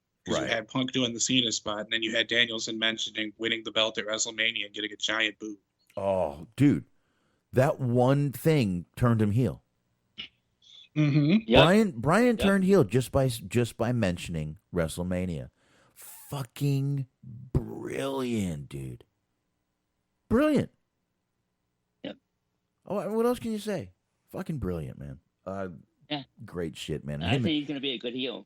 Yeah, him and Miro had a great match. Danielson won that match, which I actually did not pick him to win. And I my favorite part of this match, not to take anything away from either of them, right? But there's a spot where like Miro whips Danielson on the outside. He like hits the barricade. He's on the ground. You can pick up one of the fans leaning in and saying, "You have a really nice haircut, by the way." Fucking great, man. I mean, Paige was bleeding on this show. Oh, go ahead. Oh, sorry. No, I was going to mention that what Jericho did about Eddie, the Eddie Guerrero tribute. Yes. This was the 15th. I hate using the word anniversary. 15th anniversary of his death. It just sounds so blah. I think it was the 15th. It was 15th. 16th, 2005, I believe we lost Eddie. Yeah. So it would have been 16 years. I said 2006. Was it 6? Well, let's look her up. Give me a minute here. I'm going to place my wager on 2005. 5 seems right to me, too. Yeah, November 13th, 2005. Oh, okay. All right. So this was the kind of anniversary of it. So they were all doing, and Jericho tried to shake those shoulders the best they could shake at the age he is, man. He did his best, but he also did the frog splash. So there was a couple of different moments like that because during the Lucha Brothers match, Phoenix hit the frog splash. You had Pentagon doing the shoulder shimmy. He was a little bit more graceful than Jericho, but there's certain reasons as to why that is. Yeah, I mean, very much so. But yeah, we did. We did get a lot of Eddie stuff, and I always like, I've said many times what a fan of Eddie's I was. So, but I mean, guys, what we like I said, with me being sick and doing the wrestling thing on Wednesday, it just wasn't going to be possible for me to do a show. I really wanted to talk about this, but just I guess quick thoughts on the show. I just kind of gave mine. Just run it down. I loved it. I don't think it was I don't think it was too long of a show that like everybody else says it's 4 hours too long, but I think it was the second best show of the year after All Out. I still say All Out was slightly better, but both shows were great. Okay, Smark. I would agree with that in terms of like All Out being slightly better. Like in terms of just the fact that the things that happen there have long-term ramifications in a way that's a little bit different from Full Gear. Obviously, Full Gear, you did have the world title change, but you also had on All Out, you had Danielson debut, you had Cole debut, you had CM Punk's first match. There's a lot of just really big in terms of like spectacle stuff going on there. But in terms of like from bell to bell, like top the card, bottom of the card, it's one of the most complete in terms of match quality pay-per-views that I've ever seen. Just like almost every match was a fucking just like, we didn't even talk about the MJF versus Darby Allin match. That might have been the best match on the show. Like, oh my they god, fucking killed it. The tag team championship match was awesome. Like, it's funny because if you think about it, there wasn't necessarily a piss break match per se. But if you look at the match that they used to like kind of settle people down before the main event, Jericho was in the piss break match essentially. Like, that tells you what you need to know about that show. Yeah, and by the way, I've not shit on or made fun of or trashed Tay Conti in any way, but I got to tell you, she had her definitely best match on this show with Britt Baker. I don't know if Britt Baker just said, "You can hit me, I am not made of glass," or what, but great, man. Tay Conti looked, oh my God, she looked gorgeous coming down to the ring. Had the Brazilian colors makeup on her face and wrapped in the flag. My God, I never wanted to be a Brazilian flag so bad in my life. But looked great and looked great in the match. I really felt this was her best match. Obviously, she lost due to kind of the numbers game of Rebel and Jamie Hayter. But this show, and as far as the 4 hours, if they had a pay-per-view every month, okay, we can complain. But when they're building up to these pay-per-views, every 4 months we have a pay-per-view. They have build. They've been working on it. They've had great go-home shows, and it's worth it. It's worth it to get a 4 hour show once a quarter and just like that, get it done. I think there's no problem, especially when, like I said, that 4 hours went fucking quick, man. Quick. Yeah, it did. And there wasn't... And there wasn't. Don't actually pay for the shows. Right. Because if you actually paid for the show and you got a 4 hour pay-per-view of that quality, you would be complaining that it was too long.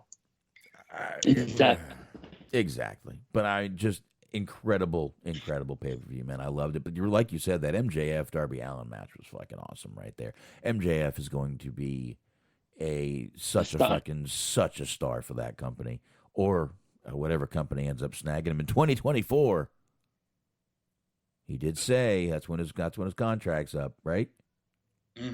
I do like that he's putting it out there that he's not Mr. Company Man, that he's like, he will go to the highest bidder, and he like, I wonder if that's not going to end up becoming like a Brian Pillman situation where it starts off as a work and then suddenly it becomes very real. I don't know, man. I think that's one guy. I think Tony Khan would do about anything to keep MJF, and I think that'd be a good idea. I think keeping him as one of your homemade, your homegrowns would be a great thing for you. So, sure. Yeah, we'll see. They call it the four. What did they call it? Four pillars. Yeah. MJF, Darby, Jungle Boy, and. Oh, you broke up. Darby Allin. Oh yeah, you broke up a little bit there. So the four: MJF, Jungle Boy, Sammy and Jungle Boy, and MJF. Ooh. Out of those three, MJF. No, those are the 4 young stars that they keep calling. What do they call them again? The four pillars. Oh, they're basically, they adopted that from the All Japan in the 90s. Well, Jim Ross called them pillows, but that's okay. 4 pillars. Yep. You got Sammy Guevara's My Pillow, then you got a couple of Serta pillows in there. It's the Southern accent. It's the Southern accent, goddammit. But anyway, like I said, we're so many days out of this pay-per-view. I really don't want to dig into it too much. You guys have heard everything and anything that's had to be said about this pay-per-view by now. But great pay-per-view. Again, the fact that they do these every 4 months, that they have so much time to build these storylines and really, change things, do things. I mean, the only real, crazy change they had to make last minute was Bryan Danielson going up against Miro instead of Jon Moxley. Yep. So that was the only thing that they really had to switch up. Everything else they've been working on so long, the storylines have been great. And I remember, back in the beginning days of, AEW, it was, all they do is throw matches out there. They have no storylines. Well, Inner Circle, great storyline. Punk, Eddie Kingston, great storyline, great promos. Hangman, a fucking 2-year story that finally came to fruition on this show. Keep going. MJF Darby, been going on for weeks. Christian and all that shit, all been going on. Everything has had a build, except for the Bryan Danielson Miro match, which shit happens. What are you going to do? Yeah.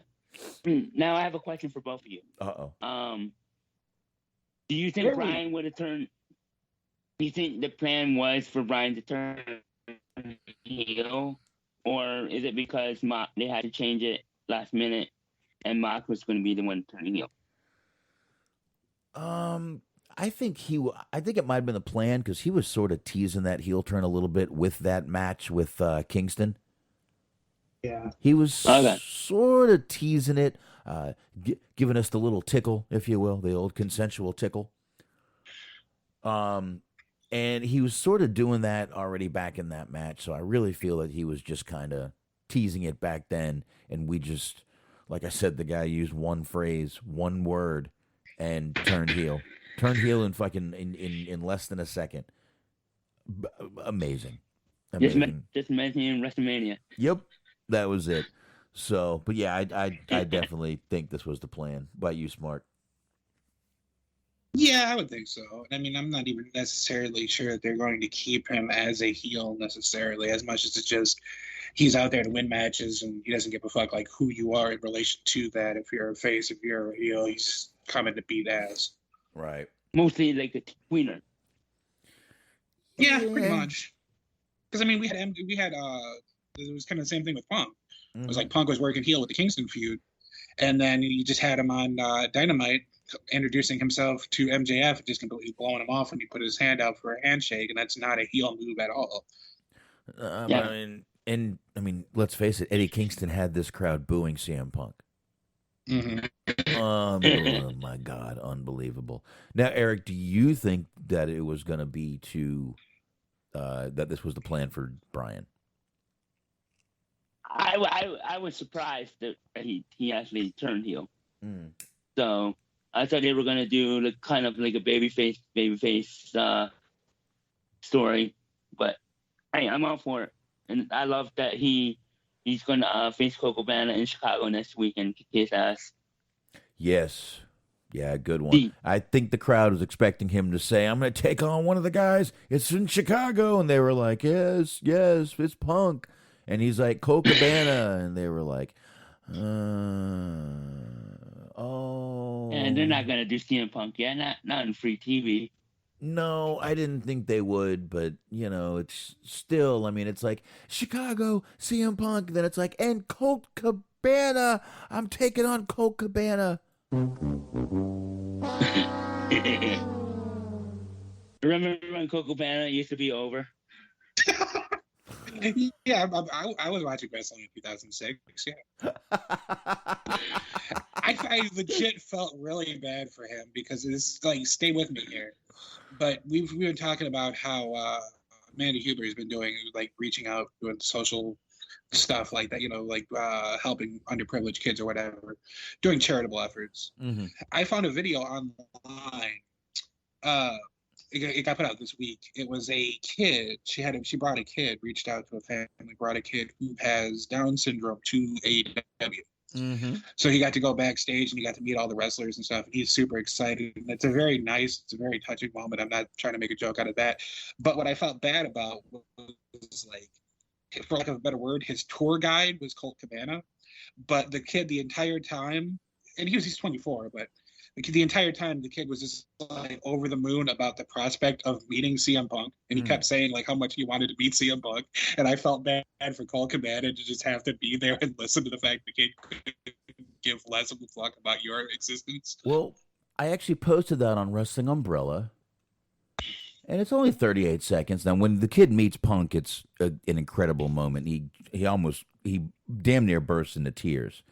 Yeah, because he just walks up on him. You won't be able to necessarily see, hear that, but he just comes walking up when the kid's preoccupied. Oh no! When you hear "What's up, champ?" that's Punk, and the kid loses it. He's got a drink in his hand, and it's 38 seconds. I know it's a visual video, but let's go ahead and play it. Like I said, I popped it up there, and I mean, the only words I could put is, "This is wrestling.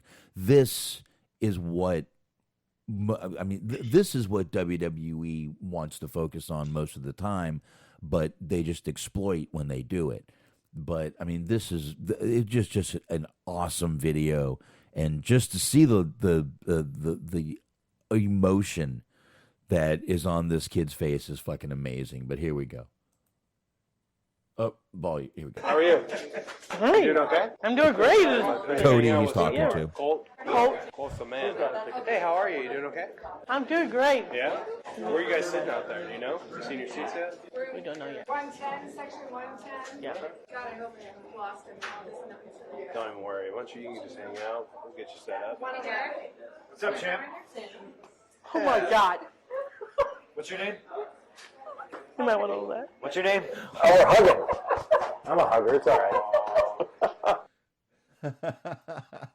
He just turns around to what probably his mother or his handler or someone there and goes, "You might want to hold that." He hands him the drink, and he just turns around with his face is like about to explode in tears, and he just turns around. All he can do is hug Punk, and Punk is like, "It's okay, I'm a hugger. I love this."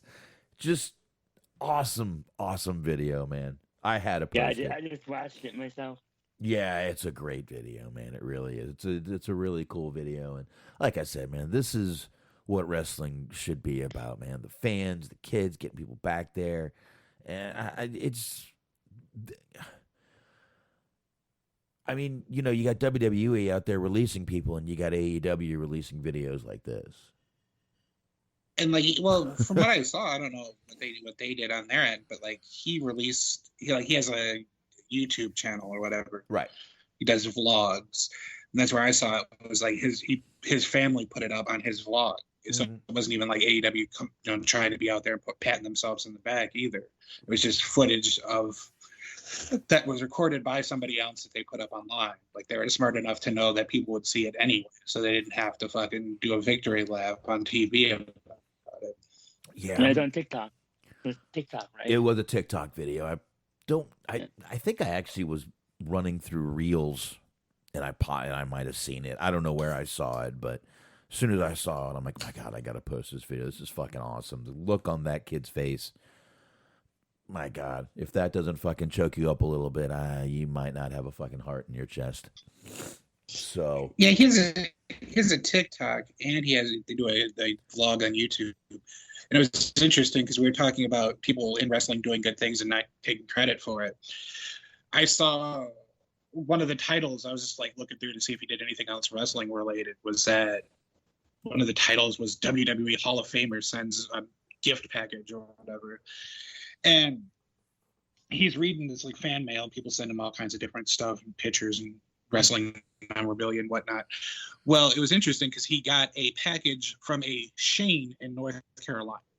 And he opens it and it's like just a whole bunch of Hurricane shit, but he didn't even write a letter or anything. Being like, hey, it's me, Hurricane, give me credit. It was just he sent him a bunch of shit. Shane Helms is another genuine dude, man. Another legit, genuinely good dude, man. He really is. He's a cool guy, man. I would just another down to earth dude, just from everything you hear and the interviews he's done. He did an interview with my God, who was it? You ever heard of Sassy Stephanie? Not really, to be honest, but maybe I've heard it before. And I just indie wrestler, but she has a podcast, and she did an interview with him, and it's actually that was when both of them found out about the Molly Holly thing too, and it was pretty cool being inducted. So it was a pretty cool thing. It was a pretty cool interview too. So you can go to her, get that on iTunes also. Check that out. But let's see, what else do we have? Because we probably can start doing. Really, Mark, I think you sent me one little story, which I already had, but you're welcome to go ahead and knock that bad boy out. And I think that might be it. Besides Survivor Series this weekend, folks. Yes. Yep. Oh, yeah. Yes, Let me see if I sent you anything. Which they just got around to promoting this week. So. Oh, did you send me one too, Eric? Oh, you did. Oh, we talked about that already. We talked about Gargano at length.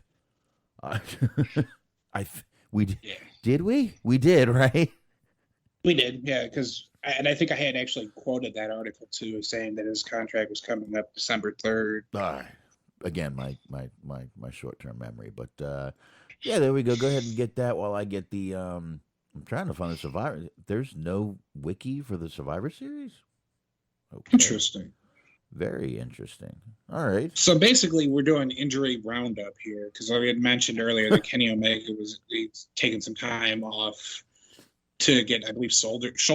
Usually for me to say, he's getting shoulder surgery. Shoulder surgery. He's not going to be defending his AAA title. He was supposed to be defending his Triple H or not his fucking Triple H title. I forgot he was. I forgot he was the AAA champion.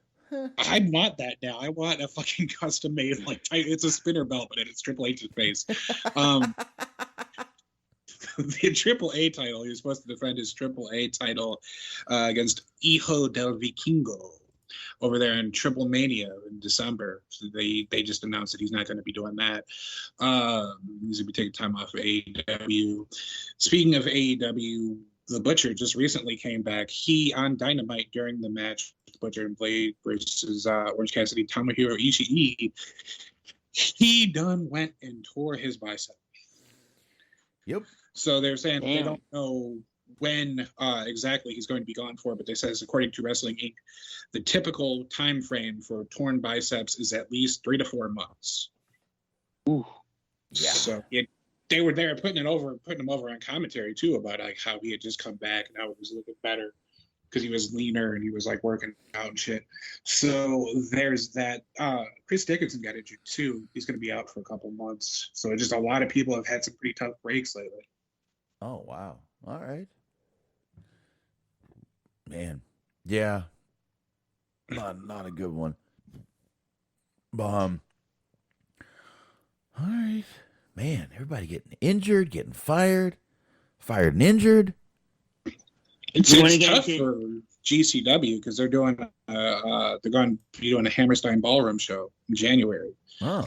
And in the last couple of weeks, Mance Warner got injured, Starboy Charlie got injured, Chris Dickinson got injured. So a lot of people that they were banking on being there are not going to be there. But I mean, luckily for them, I guess, for as morbid as it sounds, a lot of people that went to WWE from there have gotten released, so they'll be able to be on that show. Well, yeah, that's always a plus. Anyway. All right. I have something. Okay. Bro, if you, it's something kind of stupid. I mean, at least I think it's stupid, but from the pro wrestling world, there's a lot of AEW, but Chris Jericho in the ring isn't one of them. He's looking worse by month. He's wrestling worse by month. I don't get what happened. He wrestled quality matches in 2019 as AEW champion, but lately he's saying he's not great anymore. Okay. That's basically. He's aged. I think I sent it to you. I think you did, but I'm not a member of that group. Another one. Yeah. I'm not a member of that group. The guy is aged. He's aged. The guy is not fucking young anymore. I'm sorry. No, he's not great in the ring. No, he's not. He's great on the mic. He's decent in the ring. He pulls off what he needs to pull off. He's as entertaining as he fucking needs to be. And that's it. You want 5-star matches out of fucking Chris Jericho, go fucking watch videos from fucking 10 years ago. You're not going to get him anymore. It's not happening. Jesus. He still works hard in the ring, but he's not the same Chris Jericho, obviously. My God, man. This is fucking... I don't know. That's like... He just needs to complain, I guess. Jesus. Mike Tyson sure isn't what he used to be. No! You're right. He still looks great. He'll still fucking kill you, but no, he's not what he's used to be. No one is what they used to be. That's why Jericho doesn't wrestle every week. As a matter of fact, I'm half the man I used. There you go. That guy that probably fucking put that goddamn post out probably needs a fucking crane to get out of bed. Yeah, it's the same guy that posted something that we talked about last week, too. Oh. All right. Probably has fucking, as Tommy would say, fucking neck beard. Another old school joke there for you guys. Shout out to Tommy. I try to get a hold of Tommy every now and then, just doesn't want to answer me I remember back. Tommy. I even send him Say by the Bell news, and he looks at it and just doesn't ever say anything back. He just doesn't like me anymore. He's the one that lives in Chicago, right? No, Tommy was from Australia. Oh, that Tommy. Okay, yeah, I remember him now. Yeah, Tommy was from Australia. He was the hardcore Italian. Australian guy. The hardcore Italian from Australia. The hardcore Italian. Yep. Those were the days. Yeah, those were the days where we had 20 people on the goddamn phone and couldn't shut anyone up. All right. Oh, the way Glenn Miller played. Yeah. Songs that made the hit parade. Oh, we're going fucking Archie Bunker. I mean, he said those were the days. Like, I can't control myself. Who was the guy that was from Chicago I'm thinking of? Probably me? No, Spencer? Spencer. Yeah. Spencer's a good dude. I got no bad words about Spencer. Spencer's a good dude. I still have old Anthony McGobbledygook on my Facebook page. Yeah, but Spencer, I like Spencer. Spencer was a good. Spencer's like a fucking 92nd degree black belt in fucking Brazilian jiu-jitsu at this point. Like, that's what he started doing. He just kind of took up jiu-jitsu and just sort of faded out. MMA, yeah. Yeah. Weeb says Boxman saved by the Bell nudes. Then he responds, "You're out here sending them the fucking Dustin Diamond RIP sex tape." You can't send those over Facebook Messenger. Oh, the file size is too long. My bad. Those are completely different. Anyway, let's get another Survivor Series. Like Smark said, this could be a literal name. Again, you got to watch the names of everything. Now, this used to be one of the big ones, man. This used to be one of my favorites. It really did. Yeah. I'm not enjoying MSG too. Yeah. Or Brooklyn. This one I Brooklyn. believe is in Brooklyn. Yeah. Yeah. I'm not 100% sure I'm even going to watch this one on Sunday. I'll find out. I might watch just to see Tony Storm. Anyway, we got the first match. I guess we really can't pick. It's the Rock 25th anniversary battle royal. Let's see. I guess we do have some of the participants in that match, don't we? Here. No, we don't. Do they win anything? Who knows? Who knows? What do they win in the elimination match? They get the ironclad contract like the Big Show or Test used to have. Oh. They don't get to get released within the year. Oh, see now that would I would watch for that shit. That'd be like the what was it? The old feast or famine match they used to do on Impact. Impact. Oh shit! What is it called? I know it. Feast and Fire. Feast or Fire. Feast or Hire. Feast or Fire. Whatever it was. Feast or Fired. Feast or Fired. That was it. Fire. That was it. Fired. But maybe I do. It says here. Let me see. AJ Styles, Angel, which is AJ Styles in the Battle Royal. I'm not sure. It says participants, and I'm looking at it. Angelo Dawkins, Apollo Crews, Cedric Alexander, Cesaro, Chad Gable, Commander Aziz, Dolph Ziggler, Drew Gulak, Eric, Humberto, Ivar. They're still around. Jinder, my God. Mansoor, Montez Ford, Omos, Otis, R-Truth, Ricochet, Robert Roode, Sami Zayn, Shanky, Shelton Benjamin, and T-Bar are in that match. And man, it's going to be a little weird for me because I haven't watched WWE in a while, so I'll just pick Me too. I'm just going to have to pick who I want to win this match. And if you give me all these guys out there, I see almost throwing out half these guys and AJ Styles winning this match. I have to go along with you, Box. AJ Styles. Smart? I'll go Sammy. Ooh. All right. You're allowed. I'll allow it. No, thank you. I'll allow it. I think the Big final Fister, three, Mills Lane. Sammy, Ricochet, and AJ are the final three. Ooh. There you go. Now, this is not Survivors. This is basically Clash of the Champions. We have we have 4 champion versus champion matches here.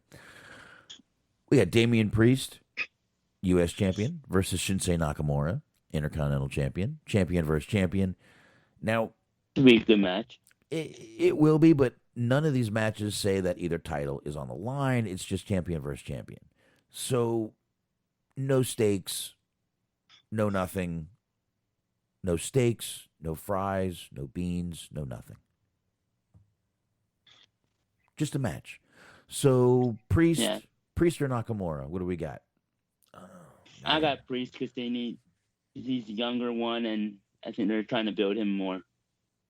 Yeah. Does the U.S. champion beat the IC champion?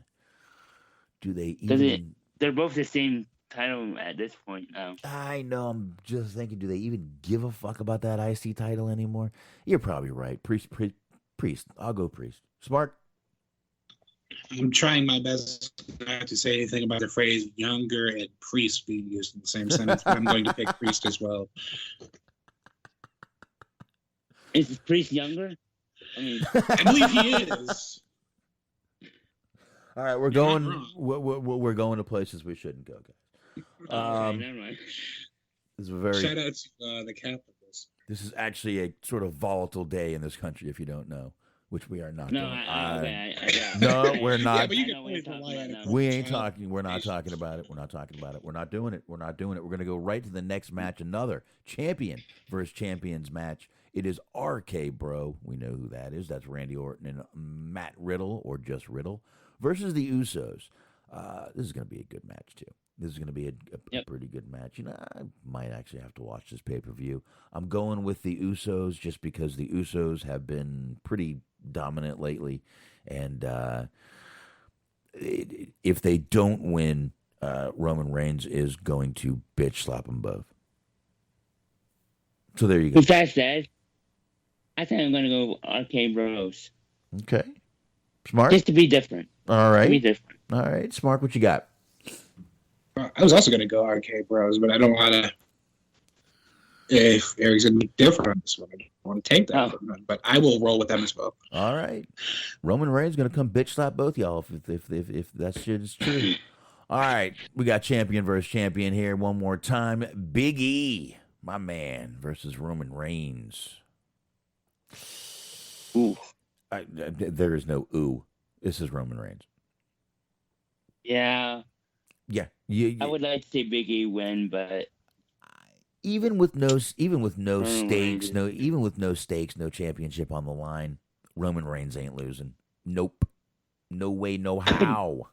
Could they do a double? Could they do something where they have a double? I don't know, some stuff like a double count out or something. Yeah, to protect Big E too. Maybe that happens. Paul Heyman. I think Brock Lesnar interferes. That's a possibility, but I think hunting season might have started. Paul Heyman gets involved. Big E is getting the upper hand. Paul Heyman gets involved. Roman Reigns wins. That's my prediction. I think something stupid's gonna happen. Well, that match, but that's a bold prediction there, Eric. It is WWE. I don't know how you can see something stupid's gonna happen. They need something. They need something to end the show so people can talk about it the next day. Yeah, exactly. What you got there, Smark?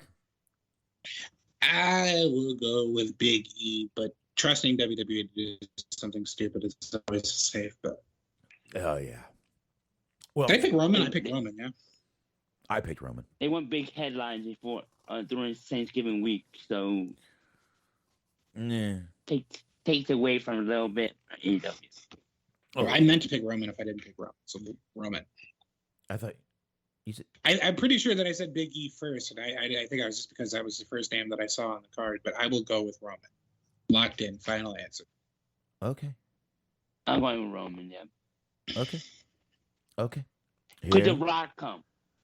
All right. Does what? Does Could The Rock make an appearance? No. Oh man, how awesome would it be if Rikishi won the Rock Battle Royal? He just comes out as a surprise entrant, just fucking clears house. Just drives a car down there, takes out everybody. They do the thing where they're strapped for time, so they have everybody come out at the same time. He just fucking runs out in the car, just takes them all out. I did it for The Rock. Anyway, speaking of WWE and stupid things, imagine this match. Guys, I know you're going to be like, wow, they've never done something like this before. Becky Lynch versus Charlotte. I mean, fresh, new, 300th time we've seen this match, folks? I'm going with Becky. And Smark, I just saw your comment. Bite your fucking tongue. Bite it fucking off. Bite it the fuck off. Bring back the celebrity guest host. Get the fuck out of here. Okay. I'm down for that. No, I see the reason why it was said, but still, don't even bring that shit up because something we said already came true, and don't you even bring that shit up in this fucking show. Fucking celebrity, just what we need. Another goddamn celebrity on a fucking show. Anyway, Becky Lynch. You don't want to see the return of Nene Lynx? Just bring back fucking Jeremy Piven so he can mispronounce everything. Yeah. Charlotte Flair is winning this match. I have no doubt in my mind. After what's Charlotte. coming out, I say Becky. It's Charlotte. Charlotte doesn't lose. They love her. Yeah, it's hard for me to bet against Charlotte either, so I'll go with Charlotte. Yeah, they love her. They love her. So, all right, now we go to the. She obviously doesn't love them back. Relationships are hard sometimes. Yeah. Families fight. Especially when they hate, especially when they despise each other. But it's a dysfunctional families fight even worse, folks. We got the last two matches here, which is obviously going to be the 5-on-5 matches. We got the 5-on-5 women's Survivor Series elimination match. And it is Team Raw, which is Bianca Belair, Rhea Ripley, Liv Morgan, Carmella, and Queen Zelina versus Team SmackDown, Sasha Banks, Shayna Baszler, Shotzi, Natalia, and Toni Storm. Didn't most of these girls just get switched over to these fucking brands? Yes. Oh, okay. Now that you're over here, put this shirt on and go pretend like you'll fight to the death for our company. Okay, cool. I got it. Anyway, Raw or SmackDown for the women, gentlemen? I'm going SmackDown. I mean, you're 50-50. You can just flip a coin if you'd like. All right, Eric's going SmackDown. Shit. No, I see the baby faces winning this one. This is going Team Raw. Bianca, Ripley, Morgan. Oh, yeah. Yeah. Yeah, I'll go Raw, too. Yeah, I think this one's Raw. So that means you have SmackDown winning men. I think it's going to be 50-50. Well, it's always 50-50. Either they're going to win or lose. Just the way it goes. You know.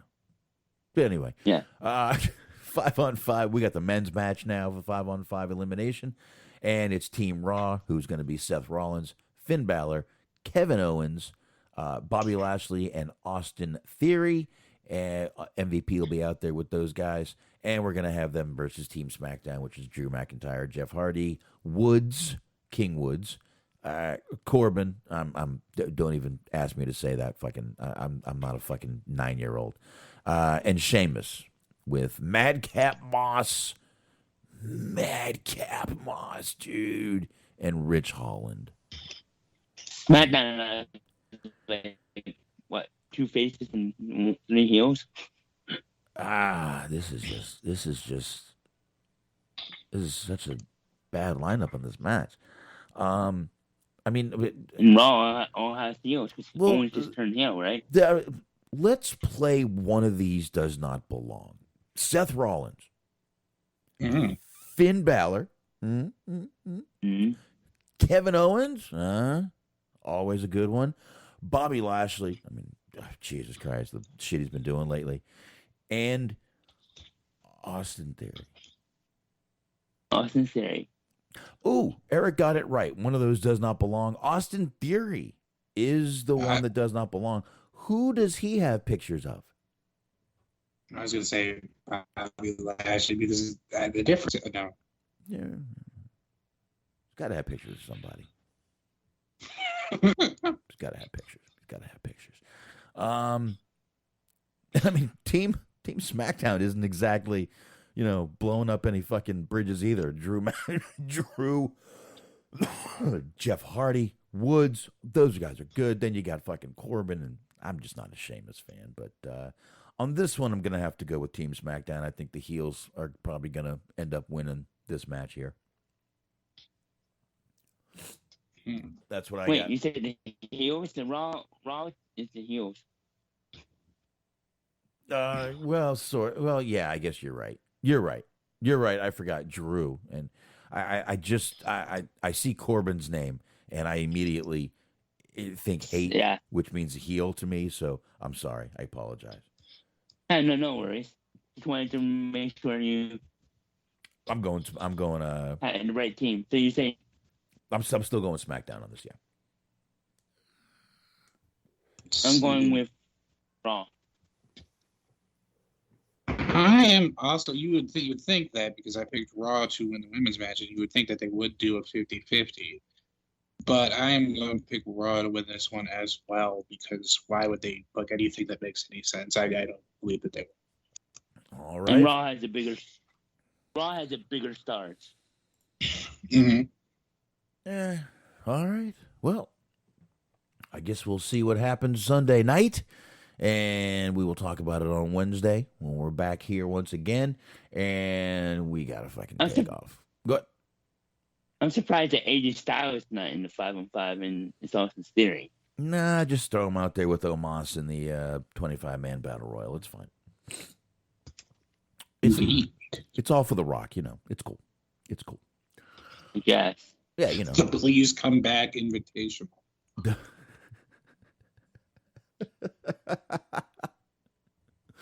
The will pay you double invitational. Here's a blank check. Just put a number out there. We just got rid of 8 people. Now we can afford that salary invitational. Inaugural match. Shit. All right, let's just fucking get out of here, guys. I'm fucking tired. We've been on here almost 2:45. It's probably time to get the hell out of here. It's late, but thank God it's a Friday. At least I can sleep a little bit tomorrow. I got to get up and watch my daughter. But anyway. Yep, same. So I got to be up early for that. So let me do this. Let me get a little Take Your Drunken Ass Home playing. And as I'm doing that, Eric can go ahead and kick off where you'll find him. Everything Unscripted Podcast on blogtalkradio.com/everything Unscripted Podcast. Unscripted Wrestling Show on Friday nights, 6:30 p.m. Eastern Time. Unlimited show on Saturday nights between 6 and 8. One of those slot times. And every Sunday at 3 p.m. for the Scaredy Cats, and every Tuesday or Wednesday for the NFL Hard Hits at 7 p.m. Eastern Time. Right. There you go. Thank you, Eric. Appreciate you joining us tonight. And, of course, yeah, definitely. And, of course, that means we're going to check out the High Marks. That's right. It's Cheese Man. It's the Mojo. It's the G Wiz. And they are on the Mixler.com/Metal Mitt Network. That's right. 2 T's and Mitt. I am not stuttering. It is definitely worth you checking out Sundays, 8:30 p.m. Eastern Time. Once again, Mixler.com/Metal Mitt Network. Don't forget that second T. And, of course, it's Bobby Anthem. It's Bobby Blades. Check them out on the Inhuman Experience. Anywhere you get good podcasts from. And we've got Steve Milan over there sharing that show. It is him. He's over there on Letterboxd, BOXD.com/Stephen Milan. He's over there reviewing movies. Make sure there's 2 L's in that last name. Once again, Letterboxd, BOXD.com/Stephen Milan. And I will be on Hollywood Hangout tomorrow night talking Robert Lusardo. Trust me, like I said, you have seen this guy. When I show him to you, you will definitely know who he is. I'm going to be doing that on YouTube. Once again, search on YouTube for Hollywood Hangout or Hollywood Hangout Podcast. I'll put the link up over there. And there you go. That's it. See you guys tomorrow, 9:30 p.m. Eastern Time. Are we still doing a show on Wednesday? Yeah. No. Okay. Yeah. Smart. Let it roll. Yes, sir. Mondays, 8:30 p.m. on the Metal Mid Podcast Network on the Mixer Machine. It's Cheese on Sports with Cheese Man, G Wiz, Luke Birch, and myself. Sundays, 2:30 p.m. Eastern on the Metal Mid Podcast Network. It is the Mo Dirk City Machine Guns with Mojo and with Dirk. They're talking NFL. They're talking wrestling. They're talking about girls. And what else you want to listen to is our friends at the Planet Raconteur.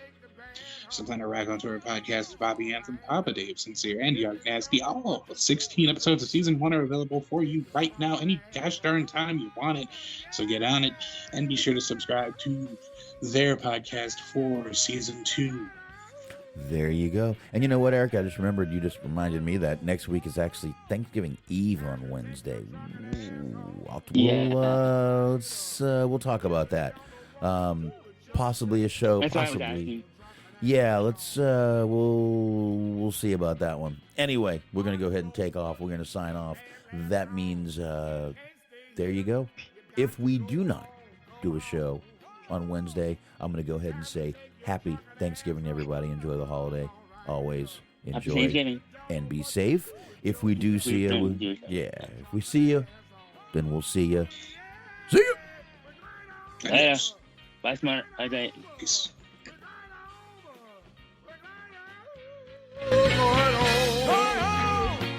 Time to take your drunken ass home. It's all right. If you don't know what to do.